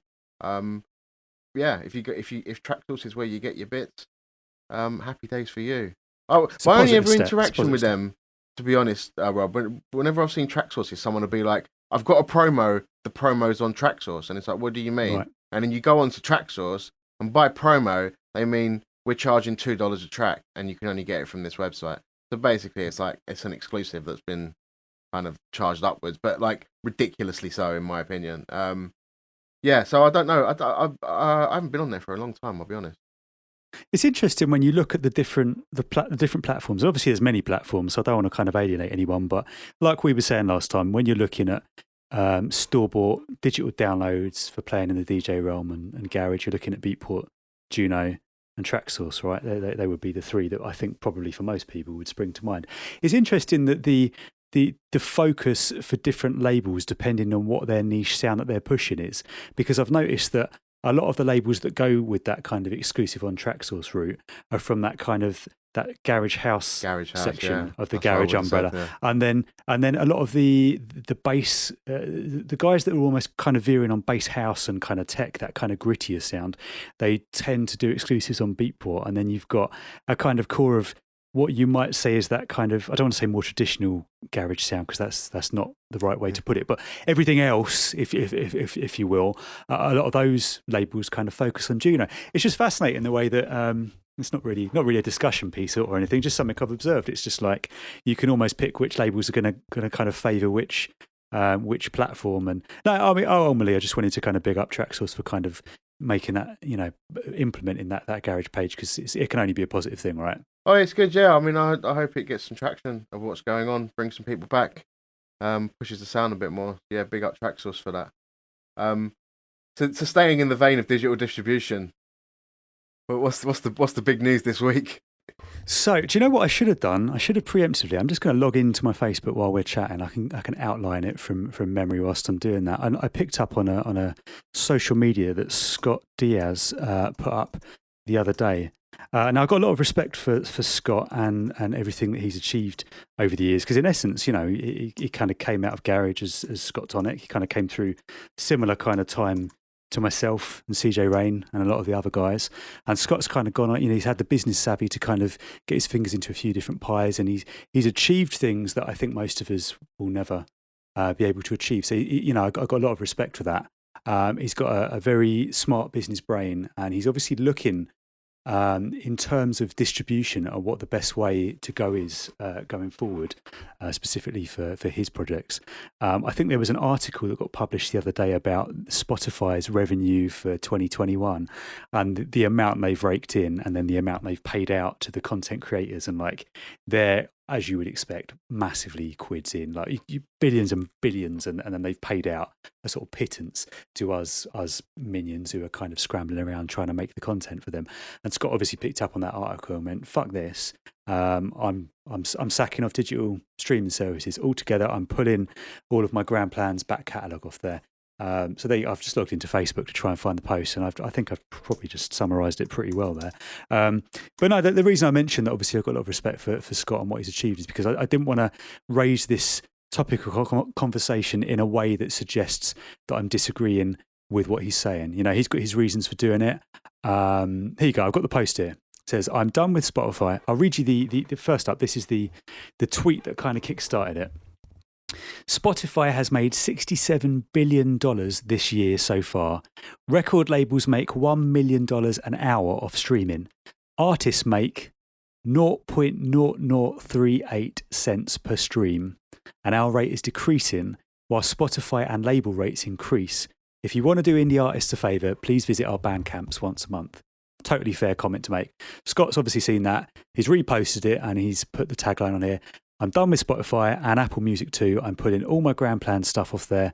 Might be a couple I have to leave up there if I've worked with a singer and they want to remain. But yeah, fuck the streaming platforms. I've been thinking about it for a while, and honestly, I don't think it'll make any difference. I'm tired of giving away my work for nothing. With what I've got planned next year, streaming is very far down the list of priorities." And I thought it made for an interesting conversation piece with us, not because I want to disagree with it, because in terms of the sentiment and everything Scott's saying, I totally get it. And in principle, yeah, I absolutely agree. I just found it interesting that it was only, we sat here a month ago talking about how essential it is. And obviously we were talking specifically about getting your, as an artist, getting your tracks onto Beatport and Traxsource and basically being as visible as you can be on the net, right? And I don't know from your perspective what your view on it is. I know that you hate Spotify. I know that I hate what Spotify stands for and the abysmal remuneration. But that said, I do see the benefits of Spotify as well. So it's just kind of, it's an interesting one, because Scott's obviously, he's in that place where he's fucked it off altogether. And then there are obviously artists who are making the streaming services their focus. I guess it depends what you want to get back from your music. Do you know what I mean? I think I kind of sit somewhere in the middle on it, because I wish I was in a position where I could, obviously Scott's got a much bigger following. I think he's in a good position where he can fuck off something and he'll take his fan base with him. My fan base is much smaller and more niche. So I think I would probably struggle if I were to do the same thing. I know, and I don't know if you recall this, I know I was very averse to jumping on board with the digital streaming thing in the first place. And I remember putting up a tweet, God, that was probably about a decade ago, man. I remember putting out a tweet, and I remember you replying to me, because I put out this tweet saying, "Fuck streaming. That business model is never going to work. If we go down that route, you put in the final nail in the coffin in the record industry." And you obviously, it's not. I'm not arguing with you here. I don't want to argue with you. But you obviously saw a different side of it, and you replied saying, "Oh, that's really short-sighted, mate. What about this, and this?" And we had a brief chat about it. Obviously, differing opinions. And I didn't do the streaming services for fucking years. I held my back catalogue from there. But actually, what I found was that there was like a whole generation of new producers that came through that did do the streaming thing, that have got hundreds of thousands of people that follow them on Spotify, that now have a sort of captive audience off the back of that. There was like that little golden sweet spot. There's always that golden time, isn't there, where a new platform emerges, and if you get on there at the right time, you can kind of do quite well from it. I missed that. And years later, I went, do you know what? I'm going to have to do this digital streaming thing, because that's the way it's gone. Everyone wants to stream things. So I've now got pretty much my entire back catalogue on Spotify. Now, in terms of remuneration, yeah, I get fuck all from it. I make more in a month from Bandcamp than I probably do in the year from all of the streaming services combined. And that's not a massive amount of money, but it just goes to show how much of a pittance you do actually make back from that. Equally, I have people that I know, I have a part of my fan base that I know have discovered me as a result of Spotify. And I know that I have I don't know if you've been on my Spotify page recently. I know you're totally anti-Spotify, so I'm guessing not.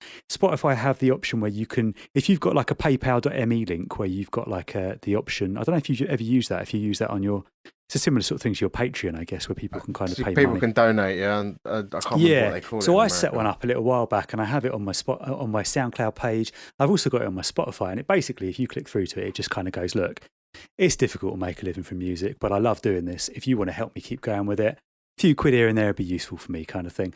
And I've been surprised at the amount of people that, especially when I released Jazzed Up FM at the start of the year, there were people that kind of came across the album and then would go on to that PayPal link and would bung me 10, 20 quid. There was like a number of them that did it. Really? Just like, yeah, I enjoyed this album so much, I don't feel right you not getting any money from it, so here's some money for it.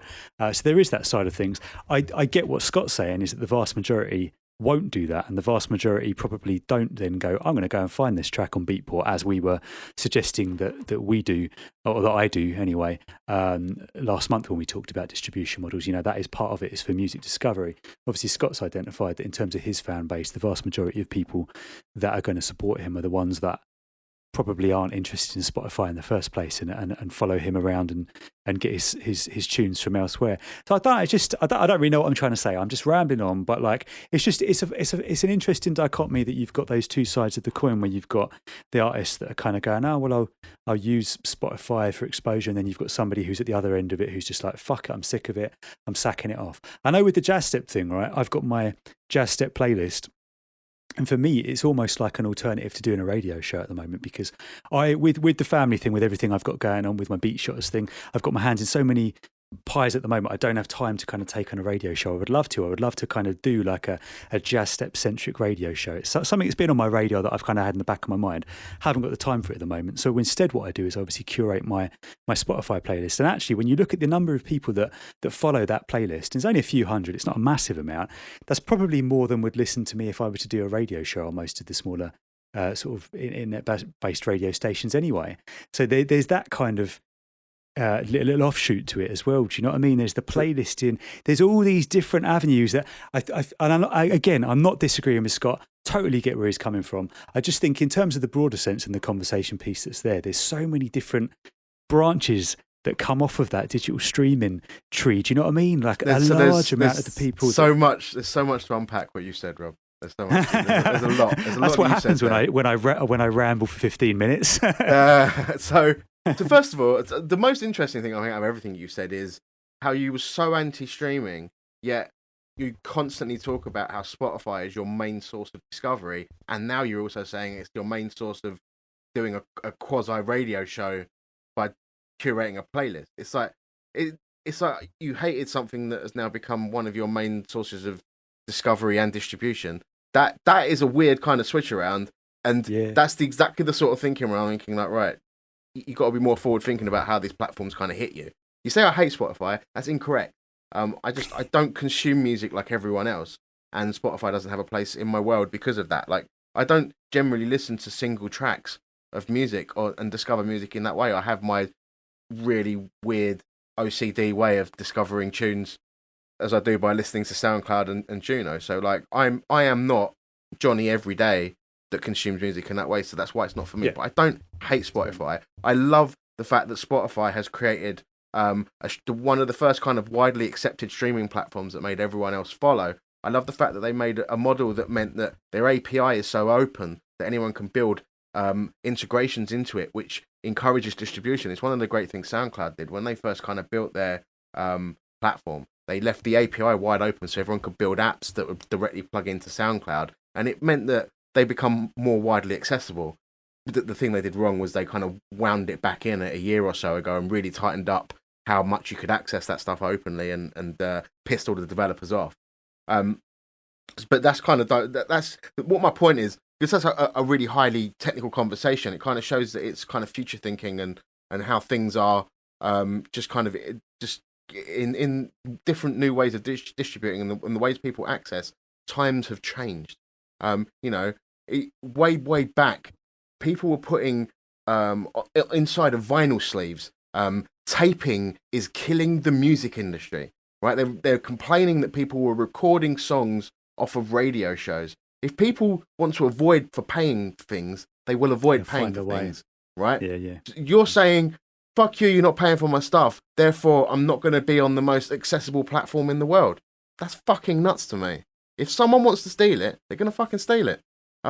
It's up to Scott can market himself however he wants, and he thinks he's going to get a few more pence from selling through Bandcamp and all of the other platforms by going off of streaming. Absolutely 100% good luck to him, and I hope the business model works out. As far as I'm aware, and this is for as long as music as an industry has ever existed, you make money off of live shows. That has always been the saying. If you want to make money off music, you make money off of live shows. All of the people that are playing gigs every single week, in and out, are producers. You very rarely get a DJ that's just a DJ anymore. And it's because all of the upcoming kids have got a body of work behind them, and they can go out and play a live show, and it's like their version of a concert, right? They do a gig, and then they play like an hour, 2 hours of their own tunes, and everyone kind of loves them. They bring in their exclusive dub plates. The first track on Skepsis' album is him dropping one of his own dub plates, and it's like, it's the DJ Skepsis, and then you just hear like the crowd go absolutely fucking nuts where he's dropped this mental wonky bass line. And that gives me, like, hearing that gig, the song is, the tune he's dropped is like, in all honesty, probably just a pile of bassline shit, right? But I'm getting tingles down my spine thinking about a crowd going nuts for what he's created there, you know? That's how he's getting out there. Like, these platforms give you access to audiences. Okay, let's talk about the money. You're talking about you getting shafted. If you looked at the breakdown of CD sales way back then, if I went to a shop, if I went to Woolworths and bought a copy of the Out Here Brothers Boom Boom Boom, I think the breakdown is something around 45% of that sale would go to the retailer, and that's kind of like the biggest slice. It may be higher than that, but the retailer would get the most money out of the record sale, and then obviously you get sliced apart going through the pie chart after to, you know, label person, distributor, songwriter, and then finally the artist gets their sliver at the bottom. You know, there's always been that kind of shaving of profits with music distribution. And when you look at the way that the streaming model is, and it's like, oh, per stream, I'm getting so little. I mean, my first argument could be, make better fucking music. If you get streamed more because you're so amazing, you're getting the money for the ears that you get, right?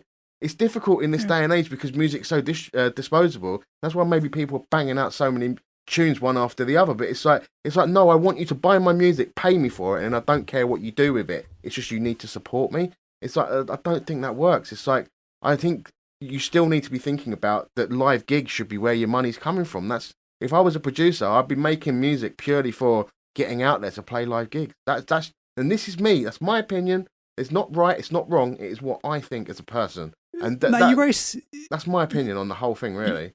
You raised some interesting points, and I think probably like when we had that little back and forth on Twitter all those years ago, you obviously don't remember it because you looked at me really bad. No, I really do not.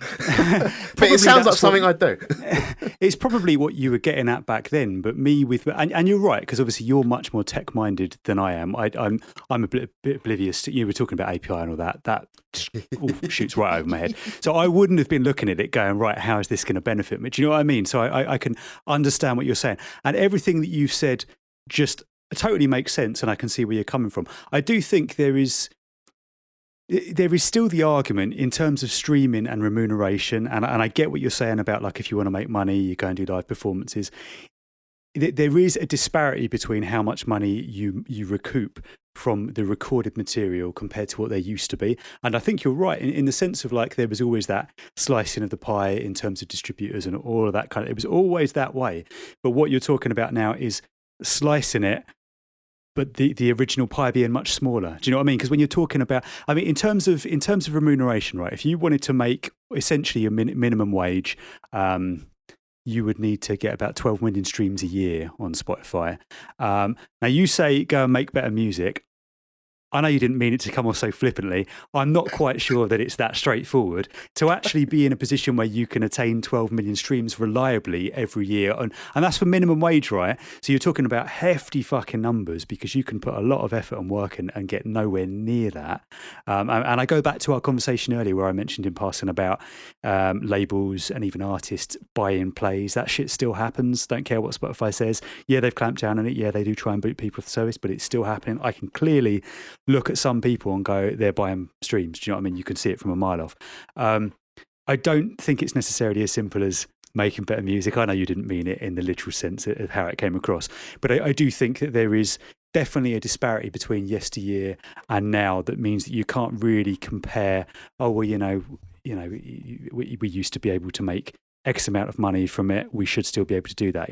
We're kind of so far down the road of people, a generation of people that grew up with LimeWire, DC++, Kazaa, all of those services that never ever paid for music and therefore don't place any monetary value in music. And not just music, and I'm not criticising them, it is what it is. Not just music, movies, TV, computer games, it's like you very correctly said, and I've had this argument, in fact, Impact will attest to this, that me and him have had many conversations in the past, because if you go on the Highly Swung Bandcamp, SoundCloud, right, all of the Highly Swung pages, he has the little Highly Swung Records ident over it, and he'll only upload minute-long clips.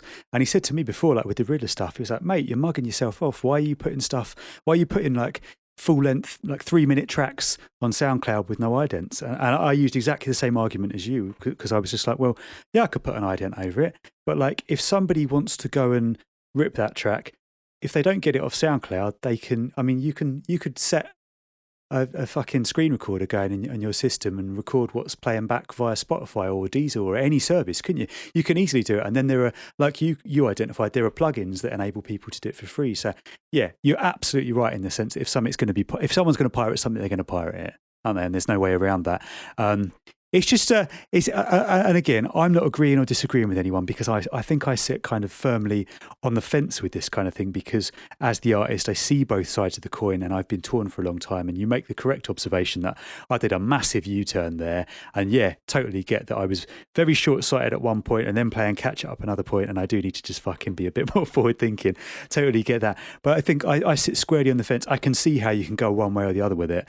I think from my perspective, in terms of wanting to be discovered, wanting as many people hearing my music as I possibly can, for the time being at least, I have no intentions to pull my back catalogue down from any of the streaming services, because yeah, as I said before, like, so I do see such an amount of people, and even like in my IMs on Insta and Twitter and stuff, like people do pop up and they're like, fucking hell, like I only just came across you, like you popped up on my release radar, like how have I never heard of you before, and that kind of thing.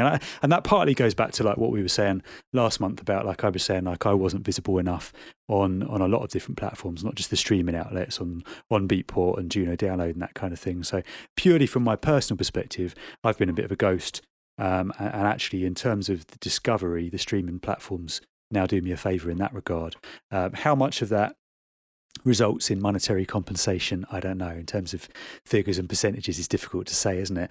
But flip it on your head there. How much would you pay to have access to the biggest audience in the world on a music app that can go into featured playlists and you hear ears that have never heard you before? Like, what? Yeah, people would pay for that sort of exposure. But it's like, you're playing my music, therefore you need to pay me.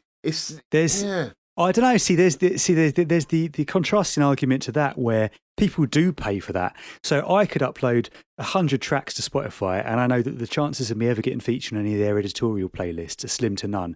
Same for Apple and Apple Music, right?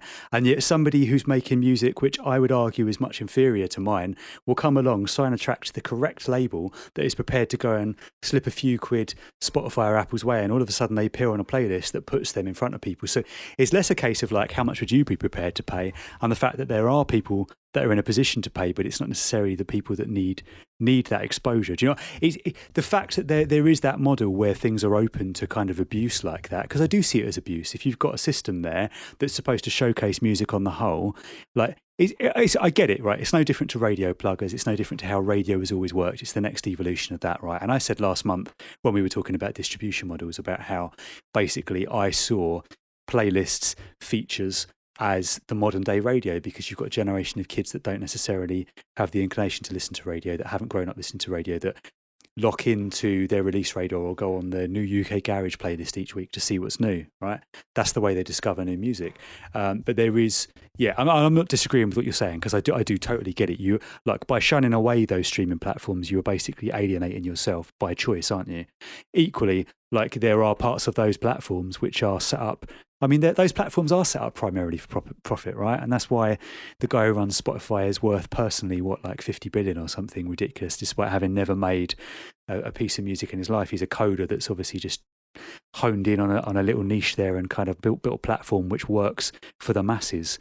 It's just, I don't know, it's a difficult one. It's a shame because the artist, no matter what you say in terms of, go and play live, you're absolutely right. You do have to concentrate on playing live, but equally you're talking about acts like Prince back in the day that, he did concerts, he played live, but actually he was making enough money from the mechanical sales of his works that he didn't necessarily need to. They were an addendum to what he was doing. He performed because, he was obviously contracted to perform, he obviously wanted to perform, but he could have got by selling his records.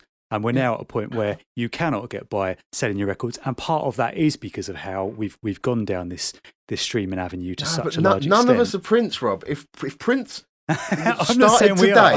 if Prince started today and had the same level of audience, he'd be making bundles from streaming. It's like, No, way I don't back agree. when you get signed to a label. I don't agree.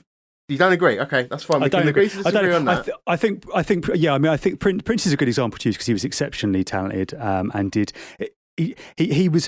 Prince had a fucking brilliant business mind in him to the point where, like, when Prince recorded that track Kiss, right, he took it to the label and he went, this is the lead single from my new album, and they went, no, we don't like that, like, because if you ever listen to that track, like, go away and listen to it after the show. I don't know if you've ever broken it down. I sat there and broken it down with my tutor at college. There's no bass line on that track, and instead of having a bass line, what he did was he put loads of reverb on the kick drum, right? And it had this. It's like a gated reverb, and it's really boomy. And when you listen to that track on a big system, it fucking slaps because of the way he's done that. But like at the time, that was so cutting edge and different that the record label went, no, "Fuck you, that's not a single. That's a load of shite. You need to go away and record that."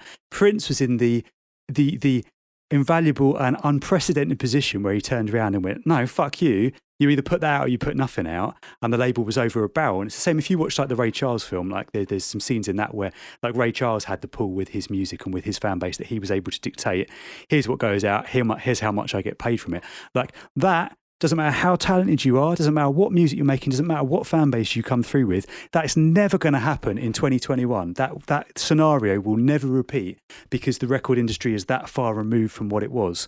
I think even if someone like Calvin Harris, right? Calvin Harris, big name, got massive amounts of pull. I don't think Calvin Harris is in a position where even he could do that. Even Taylor Swift's had a lot of issues, right? Pulling her tracks, on this very issue, pulling her tracks from streaming services and saying, no, I want it to work like this.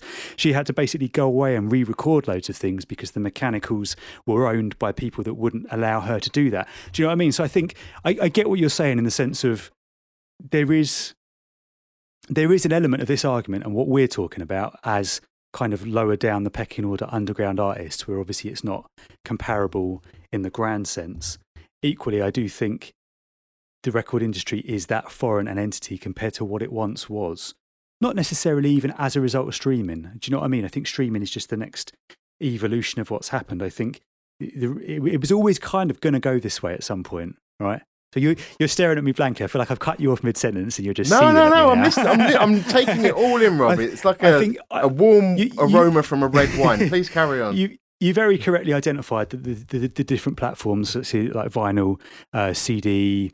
I mean, we're overlooking Betamax there, but sort of cassette tape, all of those different, and how it's kind of evolved over the years, and how there's always been piracy all the way through. And I guess the record industry was always going to go a certain way, but I feel like what happened with piracy and the internet. I mean, it's less streaming and more the internet, right? That really kind of made the stark change. I've known people over the years through friends of friends, from connections I've made within the music industry, from my work in the industry, from when I've studied and my tutors, and my tutor used to engineer for Beats International and Fatboy Slim. Do you know what I mean? So he was like hands-on in the record industry and had a lot of really invaluable, useful information to impart to me, and also had some really interesting stories and like talked about the way that you could kind of go at one point from being in the tea room and you could work your way up. I mean, you look at someone like Simon Cowell as a prime example of it. Started off really low down the pecking order, and now he's valued at like 800 million or something colossal like that.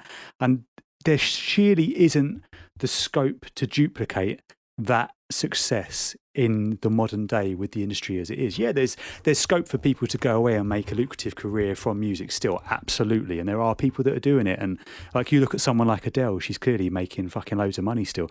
But it's not, you can't make a parallel between what it used to be and what it is now. We're in a completely different time.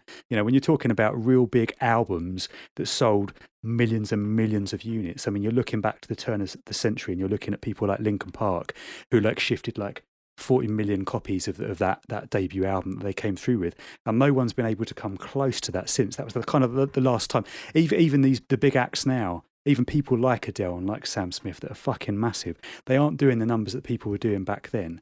And part of that is because of the streaming platform culture that we're in now, and because you've got a lot of people who, and it's not a criticism of those people. I can understand it from the consumer's perspective.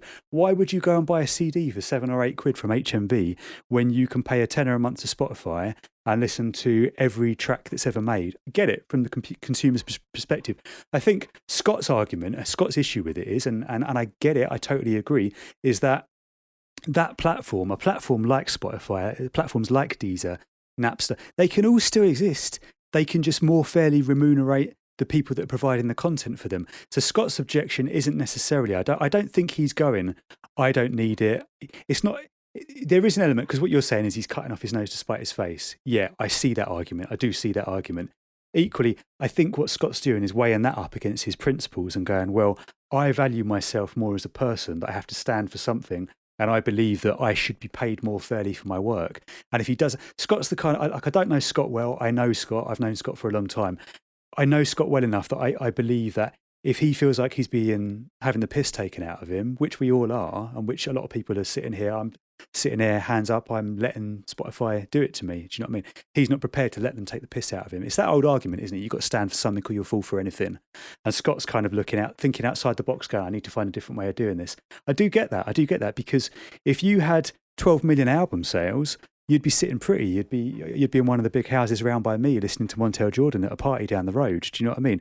Whereas if you have 12 million streams, that's doing absolutely fuck all for you, and you're still stacking shelves at Tesco in the evening. All right, look, it's a new world, Rob. Like, so I think that Scott is a victim of being from the old generation that's come through into the new generation. The people that are born of this generation, that have started doing things at this time, they see it in a different kind of landscape and they know how to kind of attack it differently. And you kind of fit into that same kind of generation surfing, as it were. And you're talking about Linkin Park would have been on the cusp of when that all started to change. And, just times change, attitudes change, technology changes. And, now anyone can make a tune in their bedroom, like a Mac would ship with GarageBand and you could probably get away with making something very basic and still be able to put it out in this day and age, right? Like Lord did it with their first album, right? GarageBand. But see, this is the thing. It's like, if everyone can now make music and there's so much talent out there, and then we've got all of these platforms to be able to self-promote, it turns the landscape of the people that are involved in music that have really like made it their everything to get into it. The landscape goes like this, and then suddenly you've got like you're fighting for airtime. Your listener base has got so many different artists that could possibly listen to, and you can sit there and be like, no one's paying for my music anymore, you need to come over and pay for mine now. Well, no, these people are just going to go, well, I'm just going to listen to everyone else on this platform. You're cool, but I think all of the people that you brought up as examples, the core thing that they all had was they managed to get a fan base that's huge enough for them to be able to put those sorts of demands in. And I completely get that. If your fan base is gigantic, you can do whatever the fuck you want. And that's completely it. Like, talking to Prince, like, I remember he distributed one of his albums in the Daily Mail, didn't he? Yeah, and that was I remember that. And it was like, he worked it out. He worked out that he'd get more money distributing it through the Daily Mail than selling it in the shops. That's keen business sense. Does anyone remember one track off of that album? No. True. Business sense, great for him. He worked out a business model there, but it's like, if all you want to do is make money, then you should be going away and doing those vinyl releases like everyone else is, as far as I'm concerned. And then you focus on that, and You'll be the guy whose tunes are on exclusive vinyls that are being played in 50 bedrooms a couple of times and then looked at when they sit on a shelf somewhere. I don't think there's any longevity in that. You know, I don't make music. If I did make music, I would be making as much as possible, and I would be making exclusives, then I would be going to get as many gigs as I can. That is me as a person. That is not everyone. Sorry, would you mean you'd be making exclusives? Would you like mean? I'll be going into a gig where I've got my body of work plus the things people haven't heard yet. Right, yeah. AKA Skepsis on his track 1. It's the DJ. So you've got to Skepsis. come and see DJ BrainZ play in order to hear this new because dub he's plate got kind of something thing. special. Yeah, exactly. Okay. Like, but that, you know, that would be my approach to doing it. If I had the talent, that's what I would be doing, and I'd be getting it on every single platform. I'd probably give so much music away for free because I know that would get me out there. You know, it's a new world, and I think people are still learning as to the ways to get there. But it's like music is more of a meritocracy now than it used to be. Back in the day, it would be whoever's got the most marketing pounds would be able to throw as many adverts and agreements to play songs on the background of EastEnders and all the other places that you get music kind of played and you pay for plays. You know, that you could make an artist, and it still happens now. If you listen to commercial radio, there'll be adverts for songs for kind of AAA artists that are owned by Warner or whoever, and they're still they can pay for airtime to sell more copies of a track, and that's still profitable for them, and that's their model. But that, you know, we haven't all got that sort of money to do that. So it's like, yeah, you can hold up examples of Adele and Linkin Park and Prince. In a sea of a billion music makers, how are those three the same as everyone else? You're not going to not all of us are and have that talent. You know, they're kind of once in a lifetime things a lot of the time. So you got to work out how do you surf the middle, and that's not me to take away whoever's got talent. And I'm not trying to say you're all shit and you don't deserve it. There's obviously levels of talent. It's a new landscape, and I think just to say no, fuck streaming, it's not for me because you're not paying me. I think there's more to it than just getting paid for it, and that's my stance on it. That's where I sit. Fair enough, mate. I think you touched on an interesting thing there where you were saying about like the talent and how that doesn't always correlate. And we've kind of touched on this in the past where we even a sort of small micro niche like Garage where we've kind of identified that actually it's not necessarily always the people that are making the best music that are making the moves. It's the people who know how to manipulate the system, do the social media thing, right, and are marketing things properly. And I think because of how the record industry's gone, right, I think obviously marketing in any business is always and has always been important. But I think we're at a point now where sadly, from my perspective, my view on all of this kind of thing is that I find it a little bit frustrating that I think actually having the musical ability counts for less than having business savvy and having a clear concept. I mean, if you look at who's one of the most successful artists at the moment, Lil Nas X, right? His music is all right. I'm not a massive fan. I liked that debut single. He's not really done anything that's particularly grabbed me by then, but that guy is shifting units and making money, right? How's he doing that? He's doing that because he was savvy enough to jump on the TikTok thing, create a little dance, dress up, and do all of that stuff that kind of went with it. And he built a lot of steam and built a big fan base that way. It's just a fascinating time to be alive and see that. Old Town Road started on YouTube. No, it's TikTok, mate. Was it TikTok? It was like a TikTok challenge, wasn't it? Because he would do videos of himself in like a cowboy outfit or whatever, and then other people started copying it, and it's that kind of snowball effect. Right. Yeah, it's an interesting time to be sort of looking at music though, and just I don't know. I think you rightly said that anybody can kind of come and make a high level track on their bog standard computer using GarageBand or whatever bundled software comes with it. You're absolutely 100% correct. And in one sense, it's great because there are artists out there, and like a prime example. I don't want to kind of undermine anything that Higo does because, like, obviously he's exceptionally talented and he's obviously technically very good at what he's done. But like Higo first rose to prominence off the back of like that Disclosure remix competition, right? That was the first time I remember hearing the name Higo. Was he won that Disclosure remix competition, and he kind of went from sort of obscurity to like right up here immediately. And I love that we live in a time where that can happen, and I'm glad that happened to Higo because he's not put a foot wrong since, and he's just done tune after tune after tune, and that's why I'm such a fan.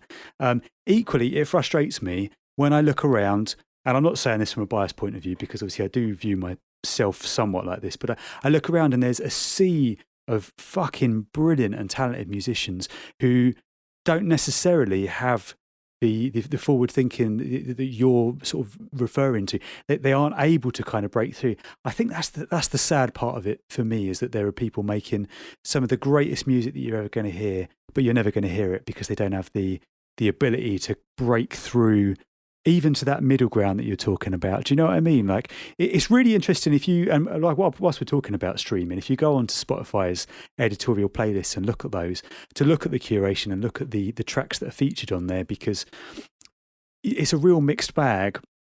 And largely, I've noticed, I don't want to sound like I'm criticising them, but the same artists kind of tend to crop up.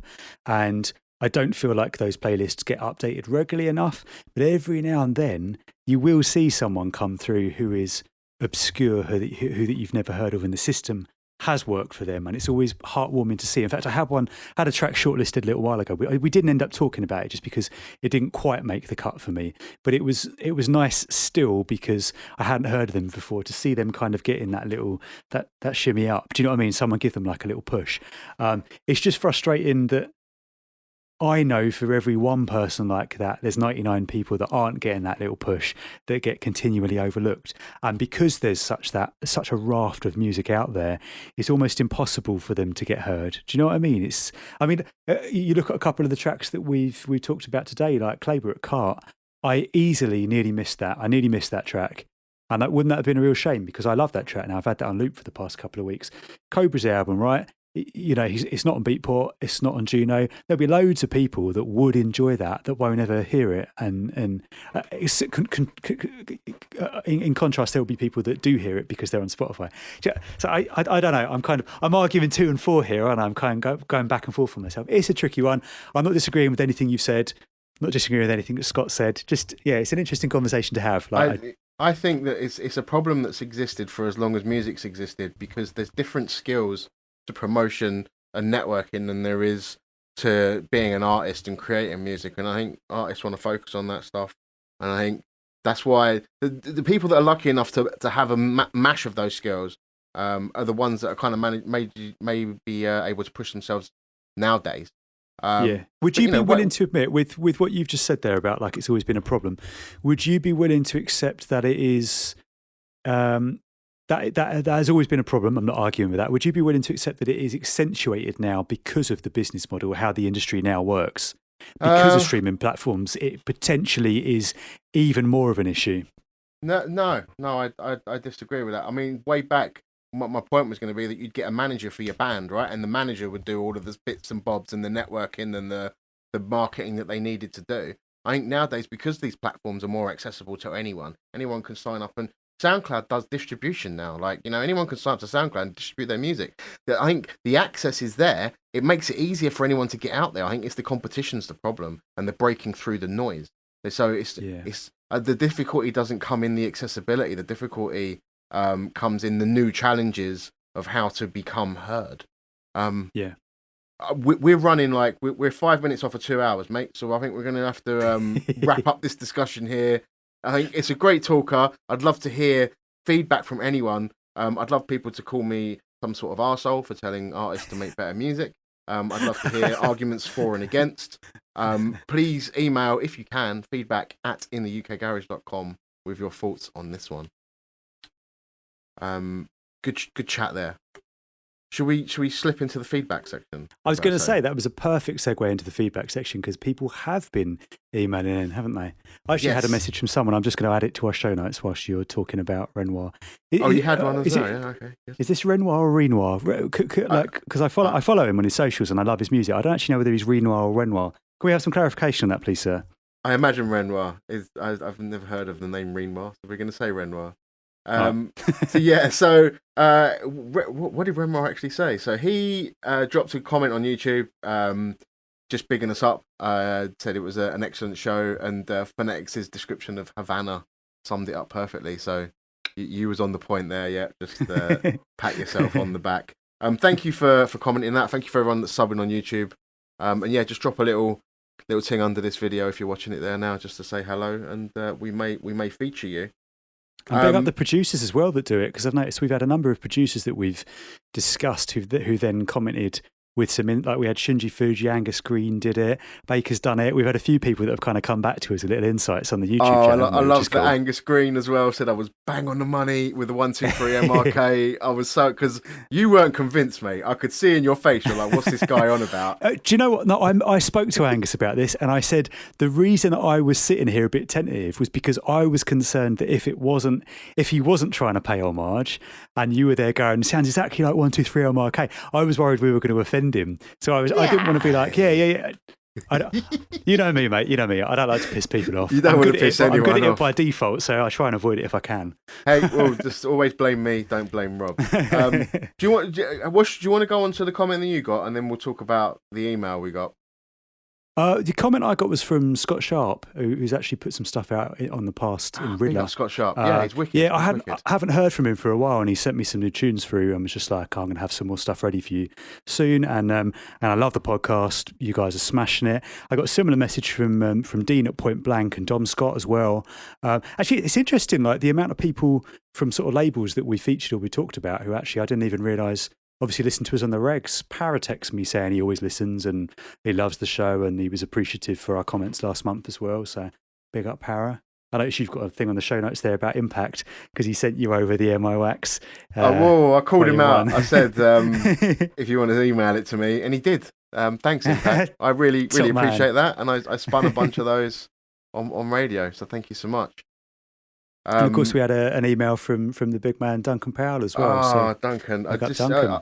Thanks so much for reaching out, Duncan. When I used to run Slick and Fresh, the blog back in the day, he told me he used to check it like a couple of times a day. He was so into it, like he was just top garage head.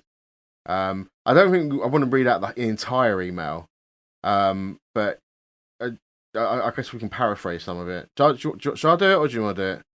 You can do it. I haven't got it up on the screen in front of me, but you obviously have. Oh yeah. I've got my. This is what I didn't get to brag about. This is my fancy new laptop that I've just had imported from Hong Kong. That turns my fancy phone into a laptop. Spent way too much money this month. I've also got a new Mac coming. Just on a side note, M1 Max MacBook. You're going to have to just make sure you keep all of this stuff away from the dog, mate.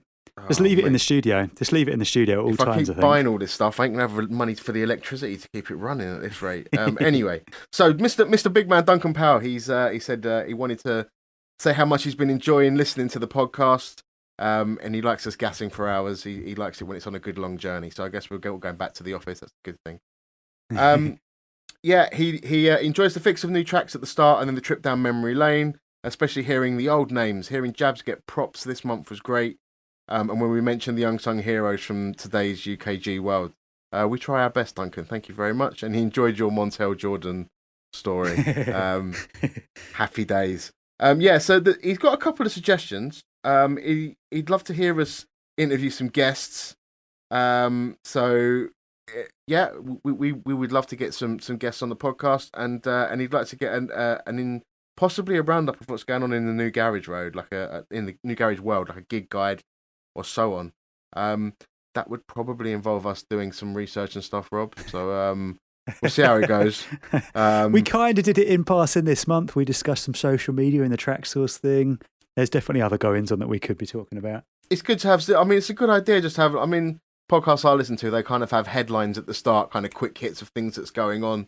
It's good feedback, and we'll definitely consider that. And he chucked I'm going to be completely honest, I didn't listen to this track, Rob. He chucked a recommendation, and I feel guilty that I didn't. I was on holiday at the time when he sent it. Admittedly, I was on the sun lounger next to the pool. You will have heard the tracks. It was it Show Me by Duvel? That's the one, yeah. Duvel 19. You will have heard it because it was on the Kiwi Boost EP that Conductor put out late August, I think it was.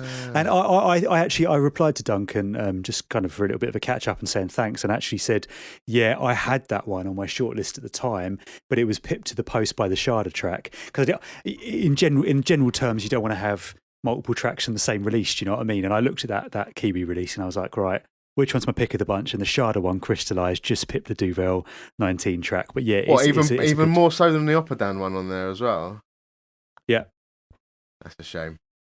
Yeah, okay. I mean, it was a strong EP, but that was my pick. It was a strong EP, yeah, but Sharda was the pick for me as well off of there. Yeah. So Dunk's pick is Duvel 19 Show Me, so definitely check that out if you haven't listened to it. But big up the big man for getting in touch. Really appreciate the email. Really appreciate it. Indeed. Good to have you here, mate. So on 2 hours and 1 minute, Rob, should we wrap it up there? Probably ought to, yeah. I got to go out trick or treating, mate. What do you think I'm dressed up like this for? Got a lot of big houses around here, mate. I figured if they've got Montel Jordan at their parties, they can have some good sweets, right? it's holding it out, hoping they drop like a score in your basket or something. Okay, mate. I will get. If I even tried it, I'd get escorted off by security. There's patrolling security. They would have me in the back of the van immediately. There's a drunk homeless man in a Batman outfit. Quick. I appreciate you putting the effort in. Thank you for putting me to shame. Mate, I'm expecting at Christmas for you to take the ball and run with it. You need to, you've slacked on Halloween. It's over to you at Christmas. I want to see you in I don't know, dressed up like a naughty elf or the Grinch or something. I mean, Grinch would be apt, definitely. I don't know. I'll put on a Santa hat at the very least. That I can promise. I just don't like dating the shows. This is now a Halloween show, dated forever at that point in time. But then I guess the music dates it as well, so whatever. Big up your chest, Rob. Thank you. It was always fun catching up with you, mate. Indeed, mate. Likewise. I love the heated debate. It's absolutely great, and never any love lost, of course. Yeah, I guess we'll leave it there. If you want to get the playback, you're listening to it now, obviously, but don't forget you can subscribe over at intheukgarage.com. We're on the SoundClouds, we're on the iTunes, all the fantastic places, and I guess we'll see you back next month. Thanks very much, Rob, and I guess thanks very much, Greg. I shall go and get the Spotify playlist updated now in the ukgarage.com/recommends. Please like it and drop us a follow on there. Large up. Until next time. You get me? In the garage with Phonetix and BrainZ.